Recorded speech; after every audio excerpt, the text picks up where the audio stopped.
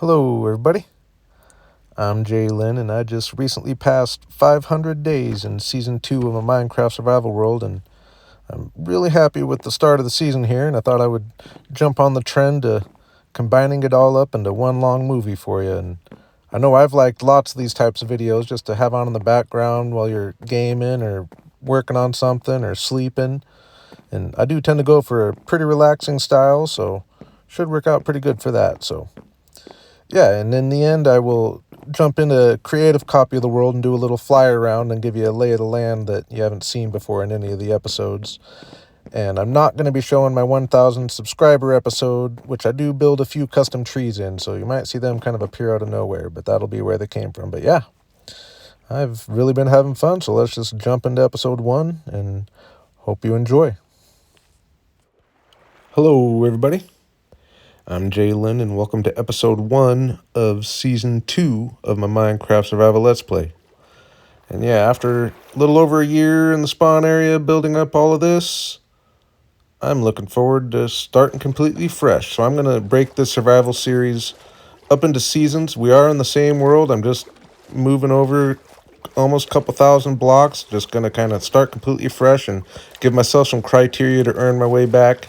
This season, that criteria is going to just be that I need to spend at least 500 days over here before we head back. And we ended the last season at day 1900 approximately. So I got to be here till day 2400 Minecraft days. And yeah, we're going to head over here to this mega taiga that we found when we started exploring the new chunks when the new update came out. And I just love building in a mega taiga. It's my favorite biome, so I thought it'd be really fun to come over here and get something going.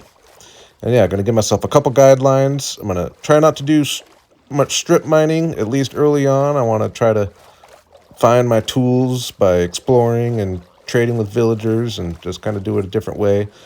I'm also not going to worry about getting an elytra or anything. We're going to try to use my horse a little more. And we're not going to do any sleeping bags. So if I want to adventure somewhere, I got to build a camp so I have a place to stay. And yeah, I've done a little scouting, and I've got a lot planned for today. We're going to get our hidey hole built in this little wall here, and we're going to make it a nice, comfy place to live, and get a little farm area going down in this whole land down here, and going to at least get a good start on the starter base, which I plan on doing a treehouse up here between these trees. I think that's annoying. But yeah, I like the idea of going with a treehouse theme down here, and I'm going to try to have this be a much more efficient base than my spawn area. For example, rather than all the free-roaming villagers on their own big island, just do a nice little trading hall. Things like that. But yeah, before we can even get that far ahead, we got to do the early game Minecraft stuff, punch some trees, get your wooden pickaxe, and start digging out your hidey hole, which is how I like to do it. I always got to save that first pickaxe and advance to stone tools right away. And yeah, once I got them all made, I figured day one I better go on an adventure before it gets too dark and try to find some sheep. So I headed out this direction, and I wasn't having much luck finding any animals at all for quite a while here in the mega taiga here. I did find this acacia tree, which is nice to know we have a lush forest under us. And then I saw a village in the distance, so this just turned into quite the little adventure. Head over the village, and lots of animals running around here, so I got a good stock of protein for the early game.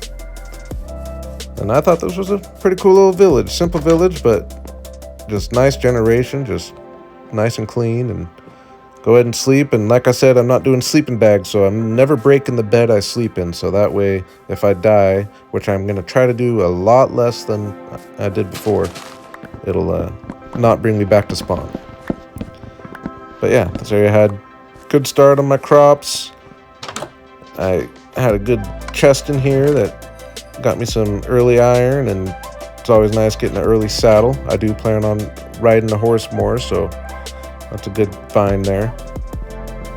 Go ahead and steal the books while they're handy. Another chest had potatoes, so now I have access to the main 4 crops and pumpkins, so that's nice. And kept piling up on some protein. And I climbed up this hill where I saw this Nether portal and realized that we got a humongous valley down here. I feel like this is exceptionally large, and there's 3 villages out here, so that's pretty cool. Not much in this chest here though, but I did decide to head on down. Once again, getting some protein on the way, but thought I'd check out this village, and I like the generation here too. I think it's real cool with the houses on top of the little plateaus here. Minecraft has just gotten better at their village generation. And yeah, this village had a good stack of crops as well, so I've got a decent start on my food, and they had lots of wheat bales, which is always nice early game just to get a bunch of. I'm going to try to save them for decorations later on. But yeah, then I got looking for my horse, and this guy here did not want to be tamed. He was very tough to tame. Eventually I got him calmed down here. Got the saddle on him, and he was as slow as you could be. Way slower than I can run. Went to sleep and did a little more village raiding, and then I got back on my mission of finding a horse. And although this guy was real easy to tame, he was just as slow as the first guy. What's up with these slow horses? It just kept coming. Here's another one. And another one. Until I landed on this guy. Now this guy is nice and zippy. So I'm excited to have a nice fast horse here. So we made the long trek home. A couple treacherous river crossings. And yeah, I got back and made a little pen for him to stay in. And this guy's name is going to be Silver. Growing up, my dad always had lots of stories about him and his brother riding their horses. And his brother's horse looked like this guy and was named Silver, so we're going to go with that. I need to find a dark brown horse to be his brother here. But yeah, I was pretty happy with our findings on our adventure there. Got all the crops to get going, so food shouldn't be a problem. And go ahead and sleep our first night in our hidey hole, get our spawn set here, and I spent a little time just kind of getting this place going here a little bit. Digging out the hidey hole, good way to get some early game stone and just get yourself a nice safe place to live. As well as just chopping a bunch of trees down in the area, using some of that wood for my early charcoal. Use that to cook some of our early food that we're going to grow right down here along the water here just to get some crops going so we can get them multiplying and ready for bigger fields later. And of course, right after using the wood for charcoal, I end up finding a bunch of coal in my hidey hole, but definitely not complaining about that. Yeah, I gotta mention the sunsets down here are just really cool. I think the dark trees of the Mega Tiger really make them stand out from other places. But yeah, grab this beef that we had cooking so that I can go to bed and just wake up fully prepared for another adventurous day. This time we're gonna head out this direction here towards the stony peaks that we got hiding behind these hills here. And yeah, overall I'm just getting really excited for building this area up here. I'm just looking forward to just kind of getting tree houses built going up this hill here. It's just a cool little hillside with a nice gradual incline and just really cool views along the way, especially this little island out here. Plan on building on that as well. But yeah, just a really cool Mega Taiga basin here. I guess I like building in a basin. And yeah, once you crest the top of the hill there, you get this beautiful view of the stony peaks with kind of a Mega Taiga valley down here, I guess you would say. Go ahead and climb one of those peaks just to get a view from the top, see what we're working with. Nice having some cherry wood in the area. And yeah, just overall, just a really cool area. I like the dark oak surrounding our biome as well. But then it was time to get to business up here, which was finding a bunch of iron and coal, so I got to work. But before I let it get too late, I figured I better find where I'm going to camp for the night, so I thought this little wall here looked like a good place to dig in a little hidey hole. Like I said, I'm building up my campsite, so I don't do any decorating here necessarily, but I do establish that whenever I'm up here mining, this is going to be where I stay. That way I can just have a bed here and not have to break it when I sleep. And it'll be fun to kind of get a bunch of these areas just spread all around, and we'll come back and make it look cool, and I think that'll be a cool addition to the world. I like the idea of playing that way. Yeah, then I got back to just doing a bunch of mining until I broke all my pickaxes. I was feeling pretty good about what we're coming away with. Make the trek home. I'm really liking just living in a new area. Here we are again with one of these awesome sunsets. It's not gonna get old. I woke up this day ready to get to work on building my hidey hole up a bit. Did go ahead and get some iron cooking just to have that going for us. Did a little prep, just chopping a few more trees and digging out the hidey hole, getting it exposed, and then I got to work. And I really got in a zone here. I'm just gonna kind of let it go for a minute.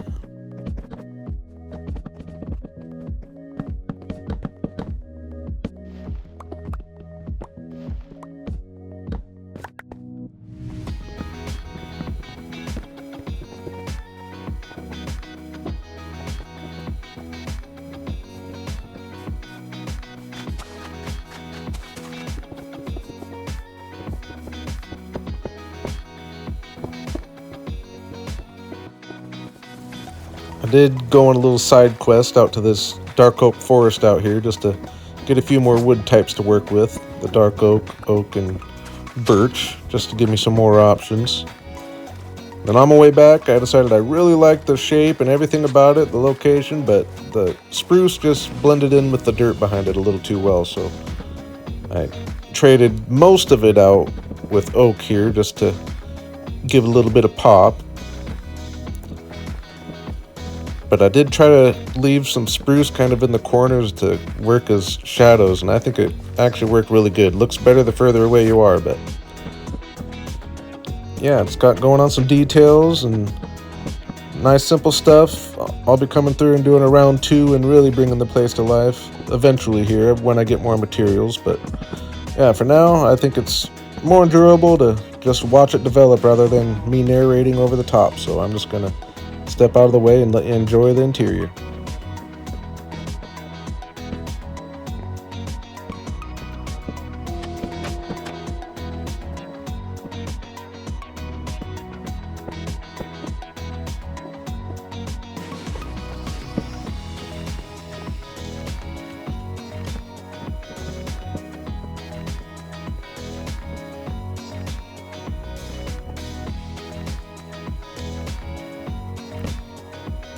And I decided to call her quits during another nice, beautiful sunset. But I think we've got ourselves a place to live. I'm super happy with how this all came out. I really like the shape we got here, and just going with kind of a cabin feel, nice simple interior, but real comfortable. And like I said, once I get some more materials, we'll do some cooler things in here. But I got it to a spot that I'm happy with for now, so I figured it'd better get going on the crop fields outside the front door. It's going to take a certain amount of prepping the area to give me a slate to work with. But first, I decided I better get a better spot for the horse here, so I built just a nice little stable into the mountain here just to give him a safe place to hang and get him out of my way for building the crop fields. I think that actually looks pretty cool, a little parking garage for him there. Yeah, like I said, I'm gonna just clear this little hill out in the middle just to give me a blank slate to work with, and I can kind of form things myself a little more to my liking. Take some of the sand away out here and did a good amount of shaping the land. And I ran around at night and got it lit up so I can work through the evenings. And yeah, took all the dirt I shoveled up just to fill back in the areas that I wanted for the most part. But yeah, we got laying our path out here, and I'm just going on a nice little circle around this whole little flatland down here. I ended up going a little bigger than I was imagining I was going to go when I started this project, but I'm definitely glad I did. And it's always nice getting your paths laid out, because they just really lay the foundation and inspire you to do new things. So we kind of split them up by putting some smaller paths across the middle just to break them into different sections, so I have sections for all the different crops. And then I went back and placed some of the dirt back that I took away, just creating little elevation so it's not just all completely flat. And I went around with my slabs like I always do, and I had to take out all the podzol and replace it with dirt, because you can't till podzol, which is pretty annoying, but I guess it makes sense. I got the fields all hydrated and all tilled up. Definitely quite a bit of work, but satisfying work.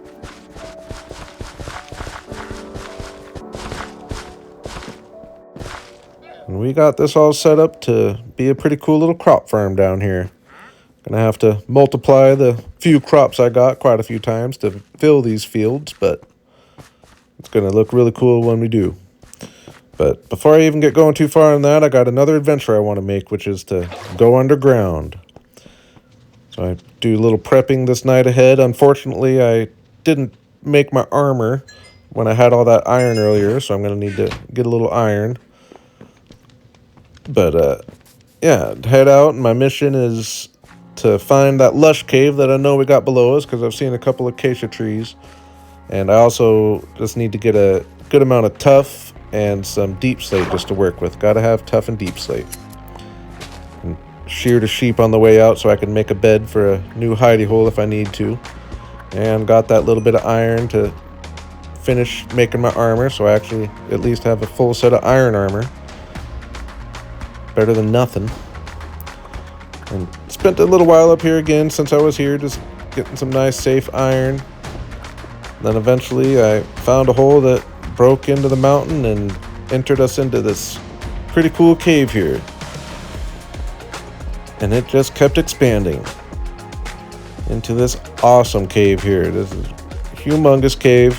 And I know it's really hard to see on YouTube, so I'm just gonna spend a bunch of time lighting it up. I'm actually down in these caves for, I don't remember if it was 4 or 5 hours, just doing a whole bunch of exploring and lighting up these humongous caves here, because it's a amazing cave system. It's actually kind of throwing a wrench in my plans, especially since we found a skelly spawner down here, which are always just so handy to have nearby. So that was a very nice find. And we found that lush cave and got gathering some stuff, and a spider spawner not far away. So it's just a really cool area down here. And yeah, like I said, kind of throwing a wrench in my plans, because as I'll show you in a second, if I want to build in a cave, down here is going to be the spot. But I did do all the gathering of some deep slate while I dug out a new hidey hole down there, and then I pillared my way up just so I know where I'm at, and I was actually pretty close to my base. So I went ahead and walked over there and dropped off a good load of stuff that I got down there, a few more materials to work with, which is nice. But I did want to kind of show you how cool this area is. So here's the hole that I found that I got into the mountain with.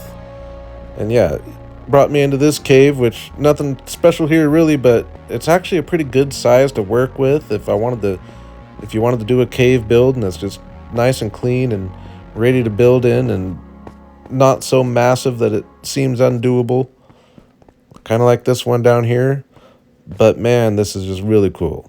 All these pillars, and it's just so deep and high, and just a really cool area. Oh, and I did get attacked by this baby zombie here.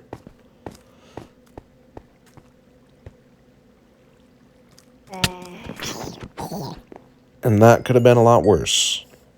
I hate baby zombies. But yeah, we got our little hidey hole here for the cave hidey hole set up, and like I said, I just think this is such a cool spot. Then you drop down here and connected to that humongous cave that we've been looking at.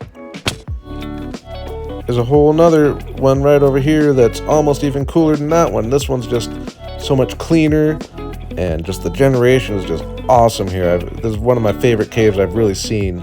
I like having the lower ceiling a little bit. I just think this is really calling my name to build down here. So like I said, my plans might have changed as far as staying completely focused on the tree houses up there at this point, but we'll see.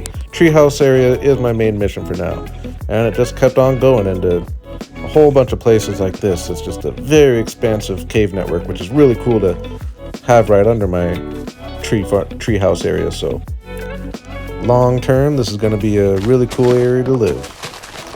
Yeah, then I got going on doing some of that crop multiplying I need to do. Mainly the wheat is going to be the hard one because I'm starting with so little. But it's definitely fun getting some crops in these fields, and it's going to be nice just having my food situation kind of handled.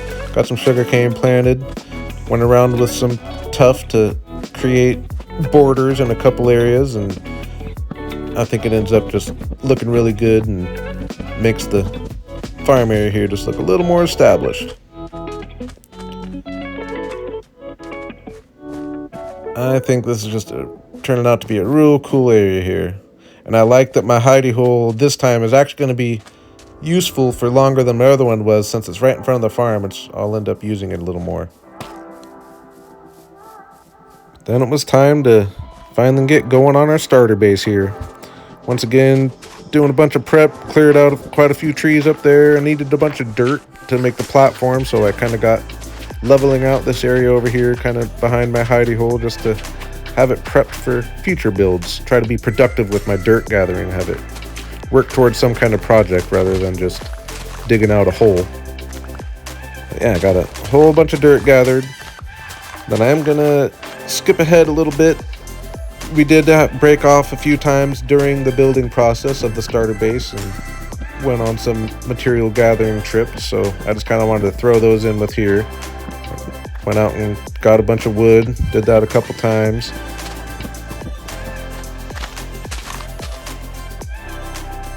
And a whole bunch of granite, which you will see we put the granite to use here. But yeah, I do like to use natural Minecraft generation as inspiration, so we're using these 3 trees to kind of base our build off of. So like I said, we use that dirt to just get a nice platform built, and we end up getting a nice big platform up here. Then I just got going sketching the house out, just getting a floor plan, and I think we came up with something pretty cool, pretty simple. Just do your couple rectangles, but then on this one over here I just made it a little wonky, and just getting just a little wonkiness in your build really makes a difference sometimes. And I just got going and raised all the walls up, having each little section be a different height. Then I'm going with the same style as my starter or my hidey hole down there, trying to have it kind of look like it's part of the same property. So we're gonna go with the nice cabin look here, and then the granite is the trim.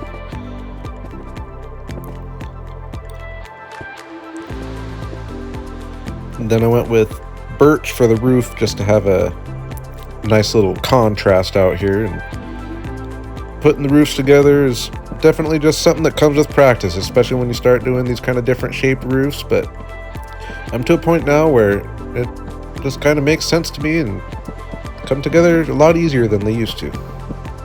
Just got to get your connections right, and this one came together real nice. And I think that looks really cool up there. Like I said, I think the birch is just a cool pop of brightness in the forest there. Go ahead and go to sleep so we can see it in the daytime.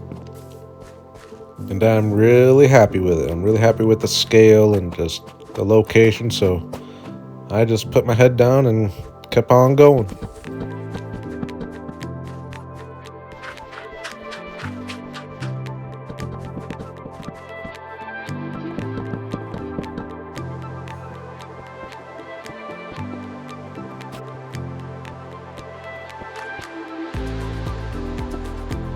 I was going to continue with the granite trim, but I ended up switching to oak, which I just thought looked a lot better. Just a little brighter and just blends well with the spruce. and I like it as a combo here, kind of having the two trims. And then I did go and extend the tops of the roofs out just a little bit, and then the very top even a little more, just to give a little shape and kind of get that fantasy look. And then I planted a couple more trees just to help with the platform structurally and have it make a little more sense. And then I used some strip spruce as kind of the shade effect that I was going for with the hidey hole down there. And again, I think it turned out really good. I think the shade effect even turned out better on this one here. I am really loving what we got going here. I think getting that additional tree in there is humongous and just making it seem more treehousey. We got the same for the one in the back there. And I think the roofs just look really cool. Did the same down at the hidey hole to have it match. Like I said, just looking like the part of the same property. Go ahead and sleep the rain away and check it out in the daytime. Yeah, I can't say it enough. I'm just super happy with this building. I'm really excited to live here for the foreseeable future. Like I said, getting the little wonky part off to the left rather than just having everything be a rectangle just looks really good. Now, just one final real fast detail session. I know this episode's getting kind of long, but I did want to get a few things done before all was said and done, so we're just going to kind of hustle through them here, including all the farming I did to make sure I had all the crop fields full. Then I went around and detailed the farm here a little bit, just with some fence gates and some leaves, just to get some greenery around here, just kind of make it look like the farm's been here a while. And I planted a couple trees just to really keep the spruce forest feeling down here, making a couple extra tall. And I think the few extra trees really do a lot for the area down here. I end up moving a couple just so they're not obstructing any views, but more trees the merrier for sure. Then I got going on a spiral staircase up this guy here and get a platform built up here and stayed with the tough theme, have it match everything else. This way I can get a bridge going across a river here, and I go with a pretty simple guy here, but I think it actually does the job. I'm not too worried about safety. Then I had to do a bunch of terraforming over here so that I had some land to bring the trunks of the new trees down to so that they actually met the ground and made sense. And yeah, it added to having to create a couple big rock walls just to have the dirt meet the ground, and ended up being a decent amount of work. And I didn't get it looking too great, but a decent starting point. Good enough to stop for now. Then I went and added some birch for the roof at the hidey hole to make everything match. Same for using the dark oak for the patio. And went around with a little bit of greenery here, as I always like to do. And then I got kind of sidetracked and decided I wanted to put a waterfall here. Just asking for it, even though there's no river up there, but you can always just add a spring. So yeah, I just got shaping a plan out for the water to fall here. Got a couple nice little streams. Then just went around with some cobblestone to make it look a little better and to block off any areas where it looks like the water should be falling over like that. But we got a really good start on this down here. I'll come back when I got more materials and really beautify the place. I didn't go too hard on the details. I did put a couple fallen logs over here, kind of with these angled logs. And I think they actually end up looking pretty cool once you get a little bit of distance away. I think it looks real nice. And I'm real happy with the waterfall we got there, and just super happy with everything we've done in this episode. Considering what my plan was going into it, the vision has just come together so nicely, and I'm just so excited to get going on this new season here. Definitely just rejuvenated with the Minecraft as a whole. Starting fresh. I definitely recommend to people who, get kind of bored or always want to start a new world, just stay in the same world and move away. I've never really done it before like this, but I'm finding it just as satisfying. And that way it can just all stay, as you build it, all in one world. But yeah, I think the crop area down here is just awesome now with the new fences and leaf and just all the colors down here, pumpkins and the beetroot and the azalea leaves. I think crop fields are just one of the coolest parts of Minecraft. And the starter base up here overall has just got me super excited for my whole idea down here of the tree houses. Obviously, this will probably be one of the bigger ones. And I'm just really looking forward to moving in and living here for a few months. Quite a few months, maybe. And I just think it looks really cool. I like this platform up here. It's going to end up having really cool views as we get things built, especially when we get things going over here. And our simple little bridge definitely does the trick here. And yeah, it's still a good amount of work to be done over here on the starter base here. I figured I could have just kept going forever, though, and I knew I wasn't going to get the interior done here. That's going to be a whole project in itself. But yeah, I figured I'd got a lot done this episode, and we can just bring this place to life probably in the next episode. And yeah, again, I'm just super happy with all the progress we made here in episode 1. I feel real established in this base already, and moving over here and starting fresh is definitely serving the purpose of getting me nice and rejuvenated for some Minecraft. So yeah, if you're new around here and like what you saw, go ahead and hit that subscribe button, and I hope to keep it coming. And as always, I want to thank you all for coming, and have a good day. Hello, everybody. I'm Jalen, and welcome to episode 2 of season 2 of my Minecraft Survival Let's Play. And we're starting off here right where we ended episode 1. Just got our starter base area down here, and I think we're looking really good. And I'm super happy with the progress we made in our first episode. And before I move on and get any other builds going, I'm just going to really focus and stay down here for an episode and really try to bring this area to life a little bit and just bring some details in and just really make it in a more finished state before I move on and start something different. I'm going to try to do that better this season than I have before.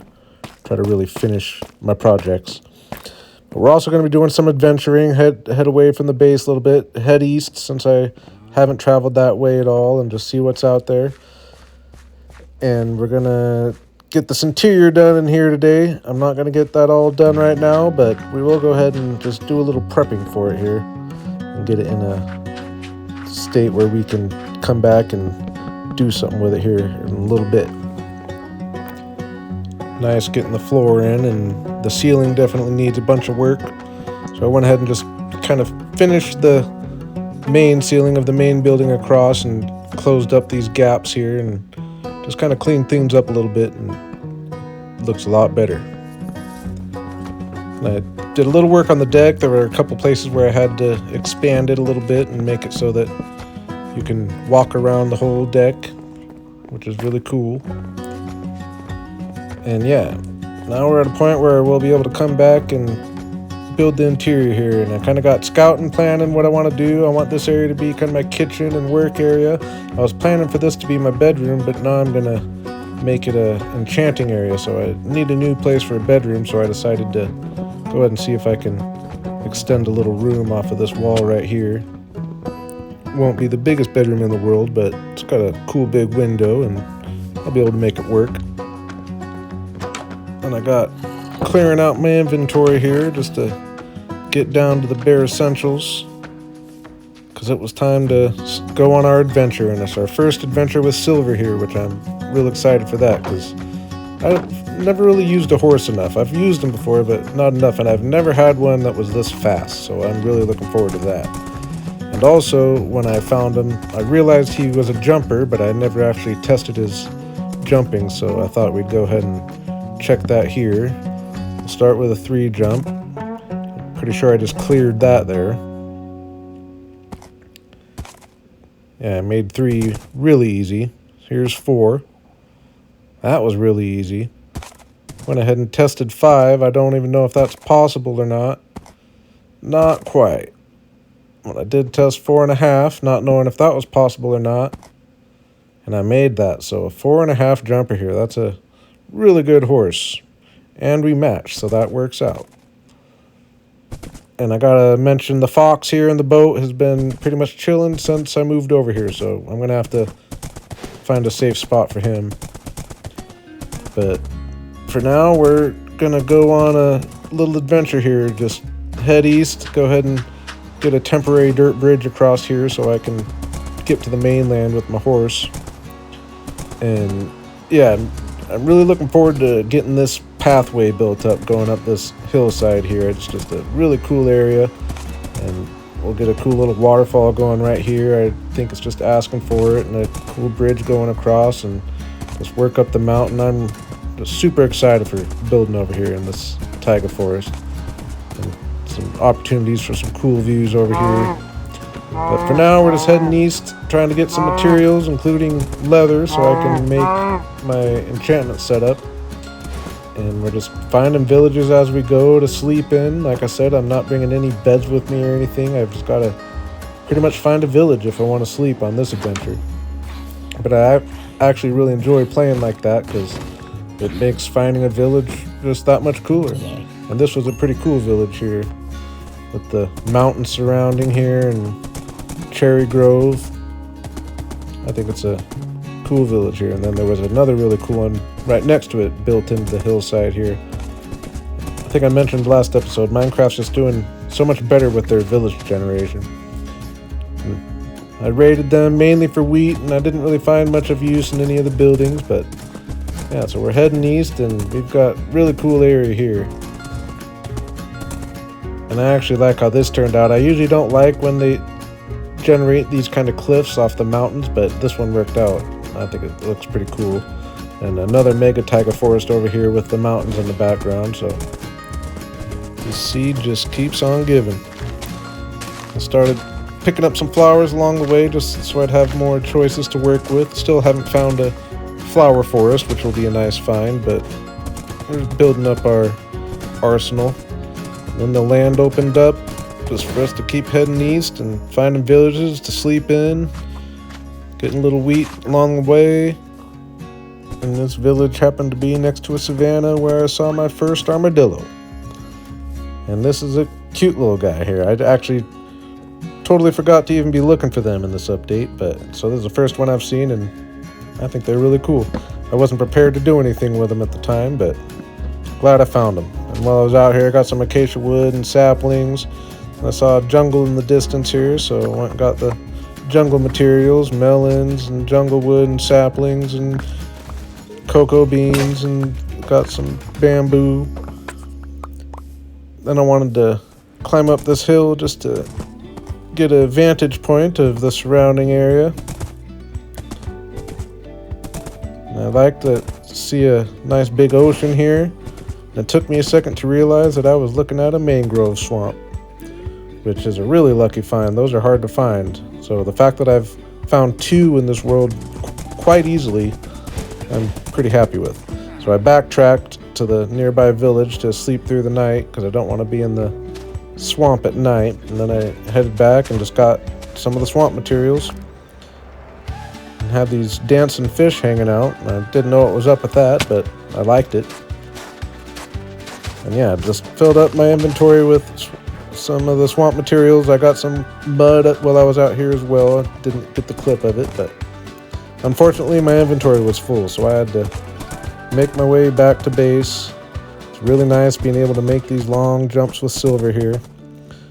So that was a fun adventure. I like breaking the horse in there. And I feel pretty good with what we got. A lot more materials to work with, different wood types, flower types. And now we're back, and I kind of want to just put a little work in over here, mainly down here on the farm area and the starter house area. So since we got some mud, it kind of inspired me to go ahead and put some work into this path here. And I'm going with the same kind of style that I had in my spawn area, and it's just one of my favorite combos of blocks to do for a path, and I just think it looks really good. Go ahead and get some lamps going as well, because those always just add to the area. Nothing fancy, but definitely does the trick. So we'll spread those around the farm down here. It definitely just makes it livelier at night. And I wanted to put a little work in on the waterfall here. One thing being trading out these edges with the full barked logs so that bark covers the sides there. And I just went around with a few leaves, planted a couple of azalea trees, went with some mangrove root. I think just kind of looks cool, used with the leaves. And planted a couple flowers just to get a little more color, kind of going with the purple color over here. And slowly but surely, we got this waterfall looking pretty cool over here. Then I wanted to bring this interior to the next level here. Again, not going too crazy, but just little by little, just adding little things at a time, and slowly but surely it just becomes a more comfortable place to live. Kind of put these hanging signs here, treat them kind of like clothes hangers, I guess. I don't know, but I think they look cool. Put my first set of iron armor from this season, get that hanging up. And some carpet on the floor to get some color, and my first pickaxe and first sword. Got some decoration, and it's just looking really cool in here. Again, it's not the biggest interior, so there's only so much you can do, but I feel like it's a nice, comfy place to live at this point. So it's probably the last I will do in here for interiors, other than I do need to come down and get organized with my inventory, but yeah. Got the farm area down here as a whole just looking a lot better. I think the lamp posts just look really cool. And getting the path put in like this just really makes a huge difference.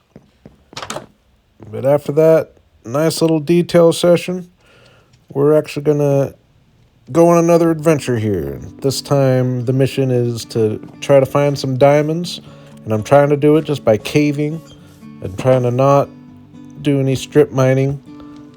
And I'm also trying to get myself leveled up, because if you haven't noticed, I haven't died yet, which, if you followed my last season, you should be pretty proud of me. I'm pretty proud of myself. So yeah, I'm so close to level 30. I want to try to get up there so I can get some early level 30 enchantments. So we head back down in the caves that we found last episode, which just give you a reminder here of how cool this area is. And I'm really looking forward to getting something built down here, and the ideas are brewing. I'll probably be doing something down here sooner than later. And yeah, last episode I didn't realize in editing that I somehow edited out the fact that we found this geode down here, which is always nice to find, and this is a cool one, nice exposed geode. And we also realized that we have a deep dark down here, which I really wasn't wanting to mess with at the time at all.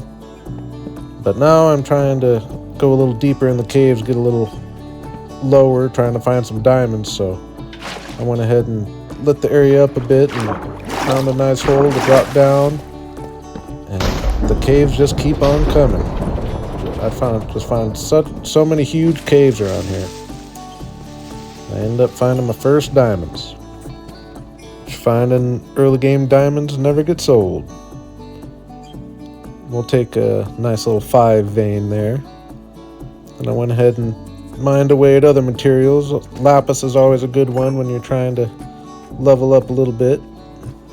Got a little iron just to slowly but surely chip away at that, and got a whole bunch of tufts since I know I'm going to be wanting to build with it. And found a couple diamonds here and there, and ended up spotting the ancient city in the distance, but I wasn't quite ready to take that on since I really don't want to risk dying, so I just kept on trying to find more caves, which I did, just cave after cave, and spent a whole bunch of time lighting things up and mining what I could find.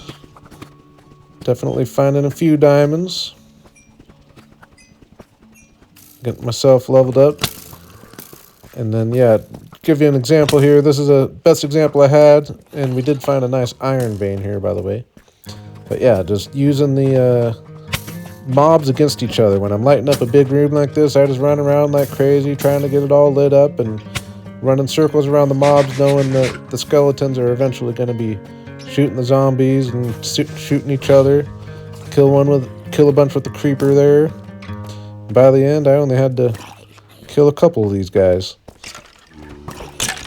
And I got the whole room lit up. And yeah, like I said, got a nice iron vein here, and it's a big exposed iron vein. I'm going to wait till I have fortune to come down and get that, but yeah, that's a really nice find. I'm probably not going to build an iron farm over here. And yeah, I just spent a whole bunch of time mining away. And then I decided I wanted to go home and do my first couple enchantments. So I put one of the diamonds away, kind of counted as my first diamond. Then I brought the rest over here and got my enchanting setup going. And the first option it gave me for a pickaxe was Silk Touch. Couldn't turn that down, but it did give us Unbreaking 3 and Efficiency 4, so not Fortune 3, but a really good first pickaxe. We'll take it. So I went out to the woods just to get myself back up to level 30 real quick, and I did trick the creeper into getting shot by skeletons, but I was trying to run from them, and I thought I had an open lane, but then I got stuck here because I thought I could get past this tree. Down to 2 hearts. It was a very close call. Luckily, I got out of there.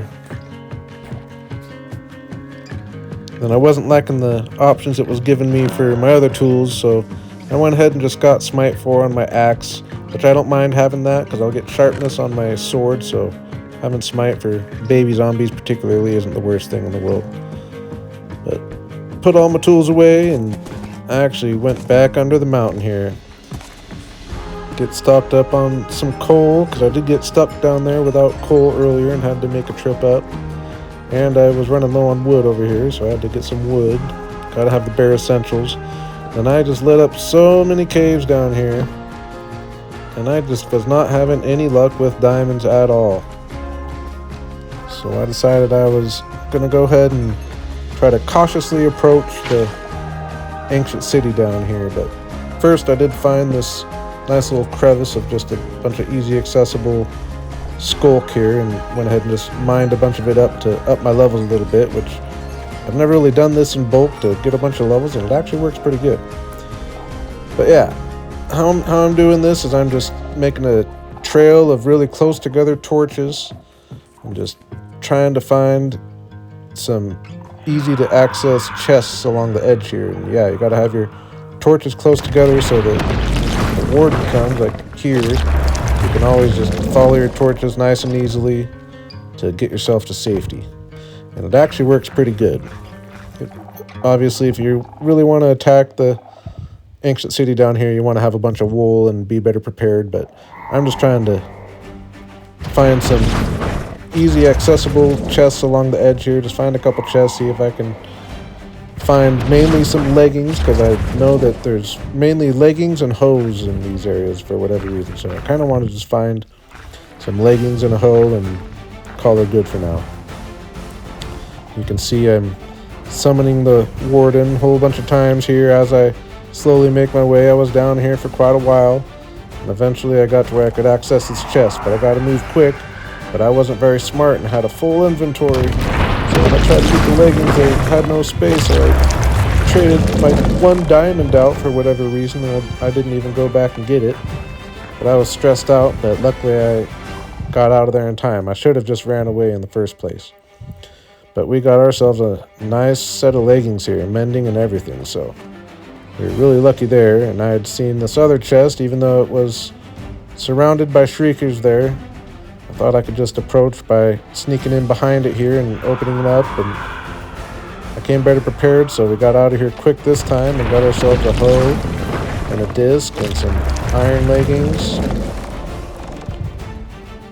and just followed our light trail out of there and got to safety.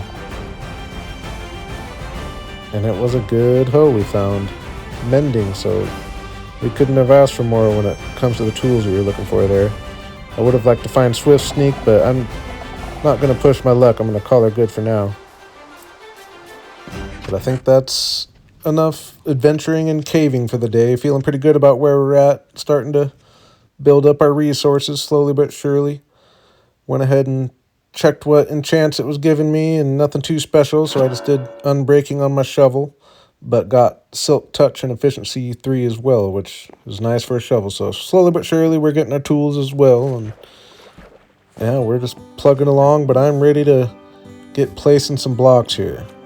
So we're gonna terraform this land, build a couple custom trees, but we're gonna start by getting this bridge built, since I am needing to cross this area quite often, and it'd be nice to just make that a little easier and more efficient here. Going with a nice simple bridge. I always like to give just a little bit of an arch, and I just kind of start from both sides and meet in the middle. And yeah, it always takes a little bit of terraforming just to make it fit the bridge, and I needed to chop a bunch of trees, clearing the path out, and while I was at it, gathered a bunch of spruce leaves because I'm going to need them for making some custom trees here in just a moment. But yeah, I just got the land figured out a little bit, mapped out where we're going to do our path down here. We'll be putting in more work on that later, but kind of going with a similar style bridge as from the platform to the treehouse over there, and I think it'll end up looking pretty good here. Nice and simple. I can always come and make it cooler later, but yeah, it matches everything. Looks like it's part of the property. And I'm looking forward to getting this path built up down here, but that's going to be a project in itself. So we're continuing on. I put a staircase up this tree over here just to get access to the treehouse from this side as well. And the video clip ended up chopping off here, but you'll have to believe me that I finished it. And then it was time to get going on these custom trees here, which are always real annoying to make, but I find pretty rewarding in the end. And so yeah, we just cleared all the leaves off and extended the tree up, made it quite a bit taller, making it thinner as we go up, and then just start extending branches from the top, making it extend out one more block every layer you go down, essentially. And again, my Xbox was messing up uploading my clips or something here, so I lost a few clips in this whole last half of the video, actually. But so I missed a couple of spots where I was kind of explaining myself, but you can kind of see how I'm doing things here, just using the leaves to make it so I'm able to place the block and trying to not have any straight branches, kind of have everything going at kind of a wonky angle of some kind. Just makes it look a little more natural, and just bring the branches down and cover the sides and the tops with leaves as you go up. And eventually you get a nice natural looking tree here. And I think it looks awesome, especially when you compare it to the vanilla trees here. We'll fatten up the trunk and actually shorten it a little bit, but I'm definitely real happy with how it came out. So now we gotta do it all again. Yeah, I was probably working on these trees for a couple hours or so, I would say. But I got in a good groove. Next time it'll be easier, but there's no reason at all. I decided to try to get fancy here and do some parkour that I wasn't ready for. I had been playing so good, so safe, did all that caving without dying, and I die by just forgetting I don't have feather falling, pretty much. So I was kind of disappointed in that. I was doing pretty good at getting my chance, so now we're back at square one, which is pretty annoying. Also, I wasn't very diligent in picking up my stuff here, and I lost about a stack of iron, I think, and a couple other things, but we did get both trees done, and they are looking really good. I think they add so much to the base, especially if we're going with a treehouse theme. You can't have such a cool looking treehouse with those boring trees. And yeah, especially from down here, just the way those bottom branches stick out kind of individually, I think is just really cool. They're actually some of my favorite custom spruce trees I've ever made. Yeah, now we're gonna do a little terraforming here, starting by raising the land here a little bit and shortening this tree so it's not quite so tall and lanky, but also going around and fattening up the bottoms of the trunks a little bit on both trees here and extending that up into the deck just to give a little shape to the tree and kind of chop out some notches out of the top so that it's getting thinner as it goes up. And yeah, I think it looks really good. Just getting a little more shape, everything not so blocky, and couldn't be happier with the trees. But then I wanted to do some work on the roof, so I went out to this little sand spit and dug down a little bit and got a whole bunch of sandstone because I want to use some sandstone to get some little pops of light on the roof. So pretty much along the tops of all the little roof sections, and then a few special spots that I thought would look cool to kind of be a pop of light kind of coming off the torch that is placed there. And yeah, I think it looks pretty good. Not so much from close up maybe, but when you get out here, I think those little pops of light just look really cool, especially in the daytime. You'll kind of imagine that they're sunlight. Then I got spreading a bunch of moss under the house here and doing a bunch of the moss and mossy cobblestone trick in the rock wall. Just really going with a rainforest theme here essentially, and I think it'll be fun mixing the moss and the bright green azalea leaves with the kind of dark greens of the spruce forest and the browns of the mega taiga. I think it's going to be a fun combo. Plus I live right next to the rainforest, so it's kind of fun to try to bring to life a little bit. But yeah, we'll go to sleep so we can see what we're looking like in the daytime here. And I think it's coming out really good here. Like I said, just that the pops of the bright green mixed with all the dark green of the spruce forest, I just think looks really good. And the pops of the brightness on the roof. And we got our rock wall just looking a lot more natural down here, and everything about it I'm just super happy with. And got a nice path going across here, so now when I got to take Silver on a ride, it'll be nice and easy rather than having to balance on the dirt path. But I did promise we were going to get the interior done here, so I'm just going to let that ride out for a minute.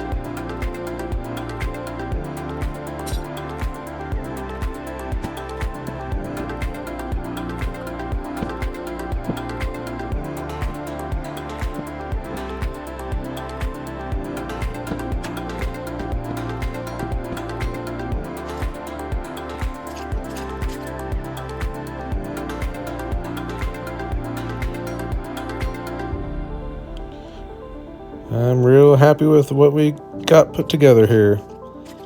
Once I got working on it, I realized it was quite a bit smaller than I really thought it was. Like, compared to my starter base in my first season, it's quite a bit smaller, but I'm still happy with what we came out with. I like working with smaller interiors sometimes.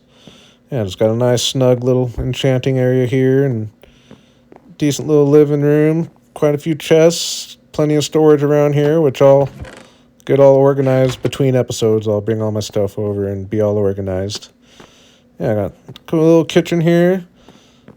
Again, this will need another round of work. But yeah, overall, the progress we made today, I'm just super happy with. I think these trees are probably my favorite of everything we did all day. But still, just all the little things adding up to really make this a cool place. And I like the idea of just spreading this theme all throughout this forest here. Making some custom trees is another thing. I'm probably going to just do that off camera every now and then. Sometimes it's kind of nice just to work off camera, not thinking about making a video with it, and making a tree seems like something that would work for doing that. And that way we'll get some trees going around here. And yeah, I really wanted to thank everybody for the support on my episode 1. Got a few newcomers around here, and yeah, I really appreciate anyone who wants to come along for the ride here. It just makes it really fun. I'm really enjoying making the videos for you. And I did have it point out to me last episode that we can now look up our day count on Bedrock. And we're on day 2012, which is really cool for the world overall. We started this season on day 1900, so you can see we've been over 100 days in this base. Shows you how much time I spent underground, really lighting up all those caves is where I've spent a whole bunch of time. But yeah, as always, I want to thank you all for coming and have a good day. Hello, everybody. I'm Jalen, and welcome to episode 3 of season 2 of my Minecraft Survival Let's Play. And I got to start things off today by just letting you all know how much I appreciate the support over these last couple episodes. It's been pretty amazing, actually, and I'm really excited that you all seem happy with the idea of a season 2 here, and we got quite a few newcomers in the last couple episodes, so it's got me just really motivated to keep going here. So we're just going to jump right into things today, and the plan is to get quite a bit done over kind of in this direction here, and just really get a good start on this trail of the path that I take when I head up to the mountains or up to the caves to mine. So we're just going to jump right in, get clearing out the area a little bit. Got to chop quite a few trees just to clear the path. We plan on eventually bringing it all the way up over this hill and up into the mountains, essentially. So we'll just get this tree out of the way for now to clear the view, but we won't be coming all the way up here to get the trail going up there. We're going to kind of stay focused down here, and it takes a whole bunch of terraforming, so I'll be able to get the trail nicely snug on the hillside there. But definitely well worth it to do all the work here. And once I kind of had a route planned out, I committed to a nice 3-wide trail and just got it all the way pathed out there, and it ends up being a pretty big job. And I know I mentioned before, but it's definitely a good idea to just use stone shovels. It goes through iron shovels like crazy, and it doesn't do it any faster, so you might as well just use stone. And I went with spruce for the trim here rather than stone, which is usually what I like to do, but I think for the nature trail, just sticking with wood is gonna make it seem a lot more natural. That we are just pretty much sticking with our oak and spruce kind of theme we got going on around here, and get this temporary bridge put in here that we'll come back and do something with at some point. And yeah, we'll go all the way up to where we get the stairs going up into the mountain here, and got that view nice and open, and it's going to be cool when we do move up here, but it's going to be a little while, so we're just going to kind of stay focused down here for today. And I'm really happy with how this came out here. Quite a bit of work, cut down to just a couple minutes, but I really had my head down getting this to this point.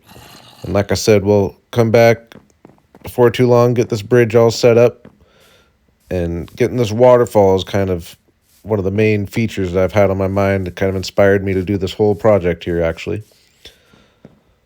And yeah, I did want to point out, between episodes, I did do a little off-camera grinding. I went and mined a little bit of iron and coal. I'm not using my diamond tools that I found last episode just because I like to have a full set.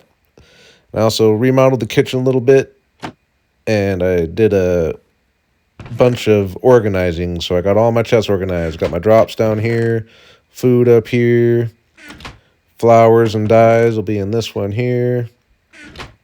Down here we'll have leaves and plants and saplings. This will be leather and wool and feathers. Over here is kind of my building blocks. Got my rocks and dirt, different wood types, planks, slabs. And then this is just kind of the random building materials. And I like to have just a drop chest to drop things off in, so that's what that is there. And then in here's kind of my valuables chest and mining materials. And here we got armor and tools. This will fill up with enchanted books and enchanted tools and armor. Yeah, not the biggest base in the world, but plenty of storage throughout, and going to be a comfortable place to live for the foreseeable future. As I was building the trail up here, I kept passing this area, and it's just been calling my name for some kind of treehouse. So we're going to stick with that treehouse theme, and I'm going to do a little travel lodge here. Nice little place for the hikers to stop and gear up, and we'll have a couple maps in there. Today I'm just going to get the building up. And yeah, this is going to kind of be a repeated process around this whole area, I imagine. And how I did the tree houses is I just get a little platform built, extend it off a tree or two, and then just kind of build my building however I want on top of it. We're going pretty simple with this guy here. Sometimes you got to adjust your platform to make it fit, but yeah, we're going with a nice little rectangle with just a little wing off it, your typical Minecraft house. And I went with some spruce for the trim just to stay with the theme of the area, and I think it actually looks pretty nice. We're actually going with kind of a spruce, birch, and oak in this whole area a lot, which I think is working out nice. Went ahead to use some stone bricks for the roof. Took this plank out just because I think it looks cooler just being all solid birch. Get a nice wide tall window in here and have a nice view of the bay. And then I went and used some strip birch kind of under the overhang here, kind of treating it like a shadow for lighting, but I will end up coming and changing that a little later. Yeah, get our windows in, and like I said, nice window there overlooking the bay with beautiful sunset. And I got going with my typical exterior decorations, and again, this is kind of stage one. I'll be coming back and making it look better. I did get another tree planted here to hold up the platform a little better, and yeah, you just make it a little extra tall so that it's not blocking the view as much, and that way you can kind of dictate where the trees go. And this one actually works out to be the staircase onto the platform. And this area looks a little weird at the moment. I'll come around and do some terraforming and make it look a little cooler, but I do kind of like it being almost a ground level for that corner of it and then extend into the trees. But yeah, got a good little start on this guy here.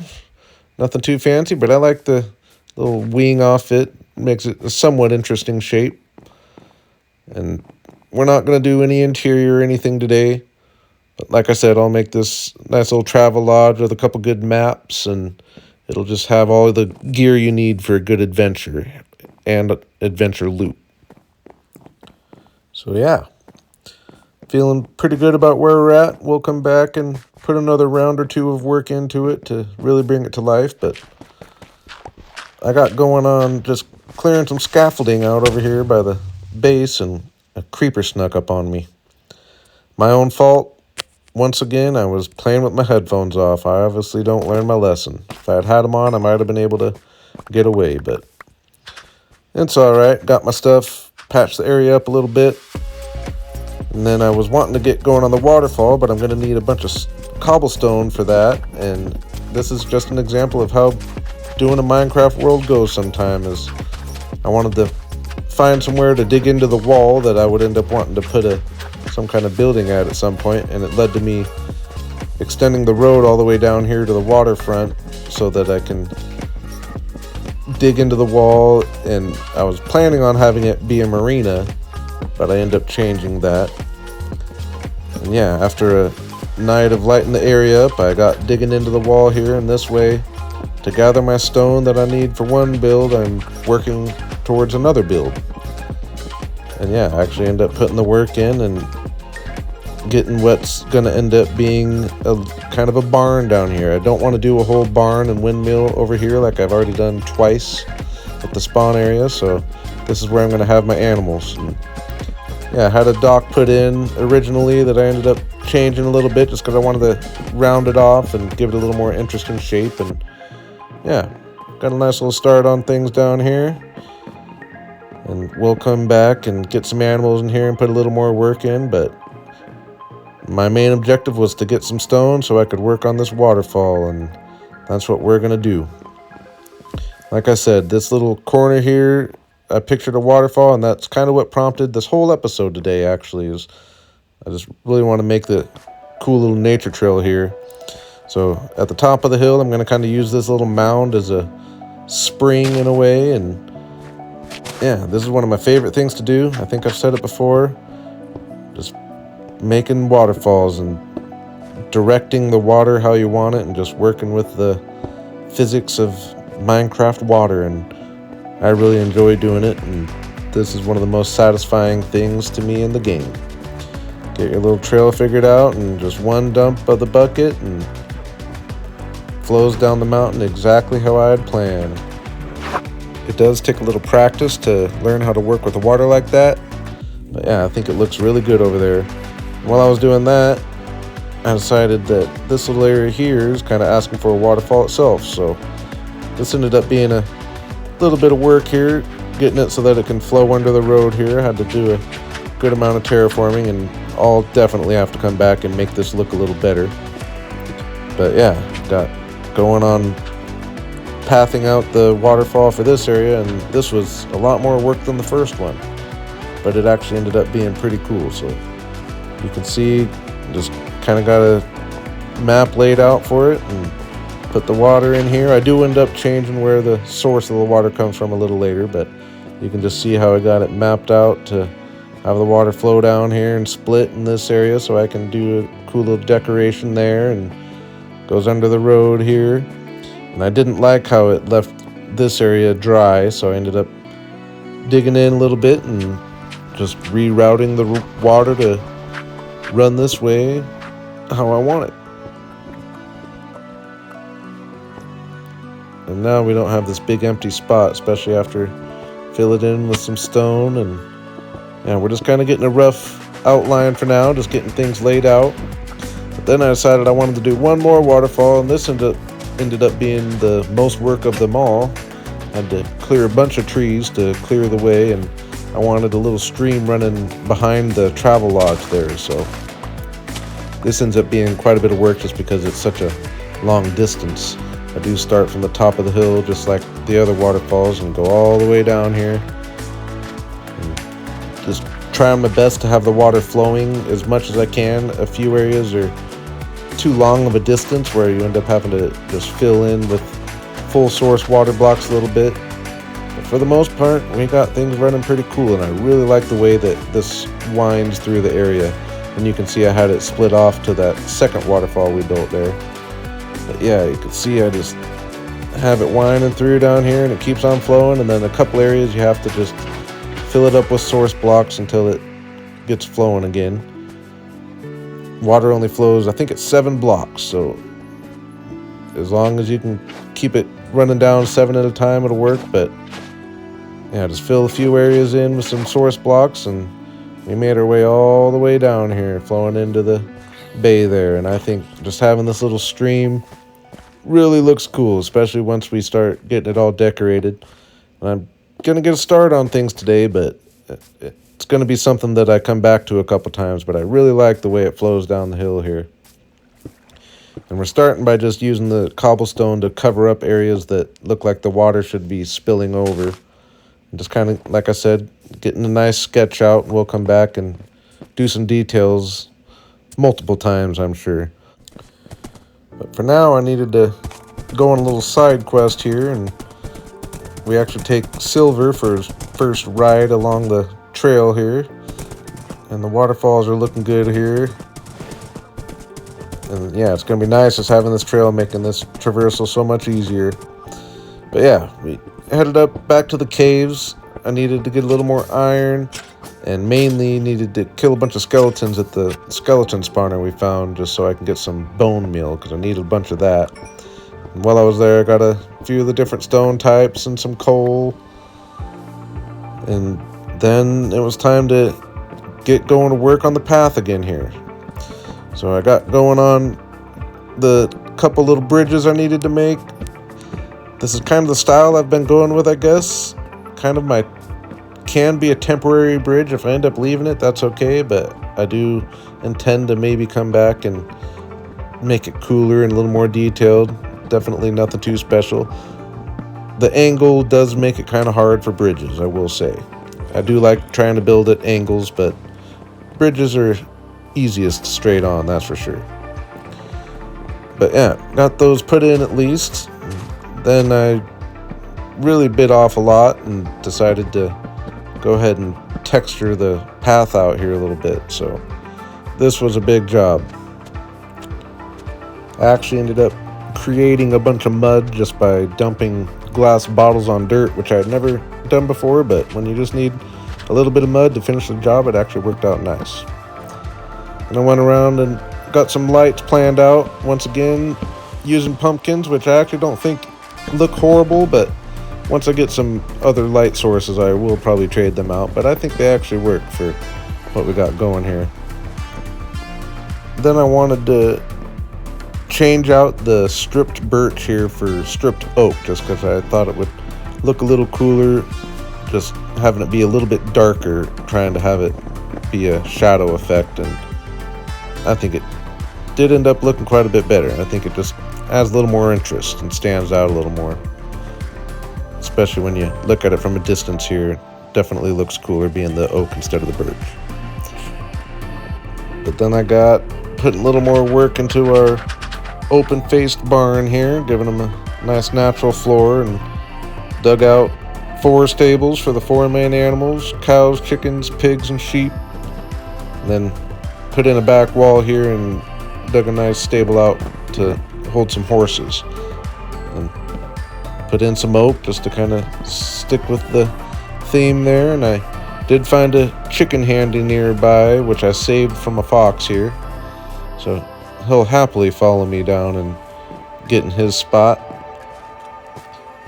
But then when I got searching for any other animals, I was just having zero luck. I couldn't find a cow, a sheep, a pig, or another chicken. Couldn't find anything anywhere.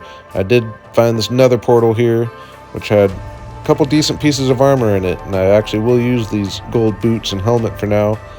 Like I said, I'm not trying to use any of my diamond tools or armor until I have a complete set, and at least the majority of them have some kind of enchantment on it. So I'm sticking with my gold and iron armor for now.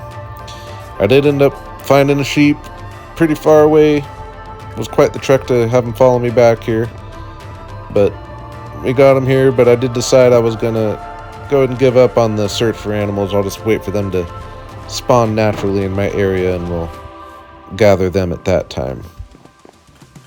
But the last thing I wanted to do was just get a start on detailing these waterfalls a little bit. And I don't do much here, but it actually makes a pretty big difference just going around and spreading some moss on both sides of the water best you can. I think it makes sense having it be a little greener right by the water, and it ends up looking really good.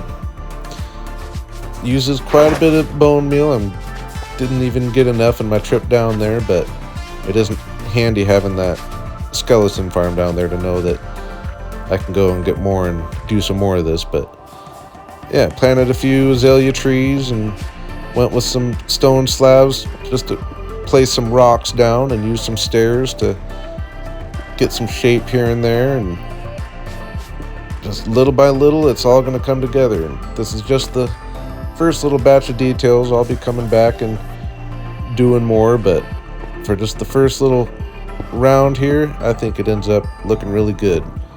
I think the spreading the moss around is a real easy way to get it looking more man-made rather than just Minecraft generation here.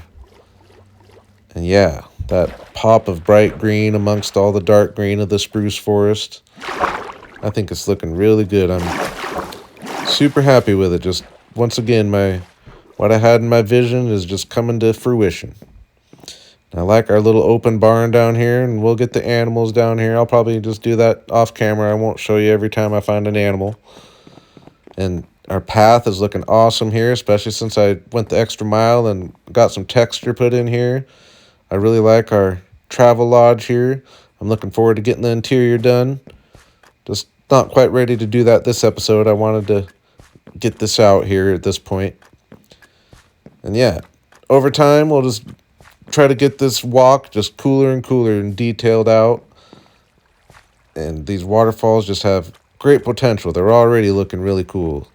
But I imagine a few episodes down the line, they're going to be a whole nother story. And I'm looking forward to extending the trail up there. And yeah, I'm real happy with all the progress you made today. So with that, I think I'm just going to call it an episode. And as always, I want to thank you all for coming and have a good day. Hello, everybody. I'm Jalen, and today we're going to really put some work into filling this area up with some tree houses here. And the point of these tree houses today is that they're going to hide a few microfarms for me, start getting some of the bare essentials being passively produced while I'm hanging around here. So we're going to build a pumpkin, a melon, a sugar cane, and a bamboo farm. But first, we're going to need to just clear a bunch of these trees out, give us a nice blank slate to work with, and of course we'll be bringing the trees back once we have our area kind of laid out. And yeah, just got laying out the platforms. I'm going fairly big. I don't want to go too small. I want to give myself enough room to work. And I'm just having the platforms kind of lower in elevation as we work the way down the hill, so they're not all at the same height, and I think it ends up just looking really cool and coming together nicely. And yeah, I'm trying to not have the platforms just be rectangles, trying to have some interesting shape. And for the last one, I decided I was going to extend it off of the staircase going to my starter base here, and we'll just extend it out here and have it be a little higher, and I think it really balances out the layout of the tree houses here. So yeah, once I got the platforms in, I started just laying out general shapes of where I was going to put the tree houses on top and build the microfarms in, and then just kind of shaped the platforms around them, and so that way I'll be able to walk all the way around each building and keep it easy to traverse, and put some bridges between the buildings here. Just kind of have it be a cool little treehouse land, and I like how the layout came together here.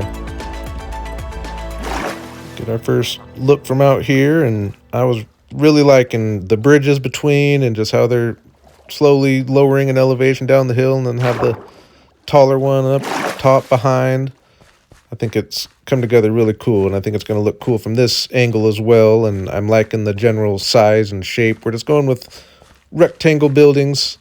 Keep it easy on ourselves for this one, but I'm liking the layout. But now we're going to go on our one and only adventure this episode. I need to get a bunch of iron to build these iron farms, because I'm going to need a bunch of hoppers, and I'm just running kind of low on iron. So yeah, I also wanted to point out, between episodes, I did get enough diamonds to complete building my diamond armor, so now I just need to work on getting it all enchanted up here.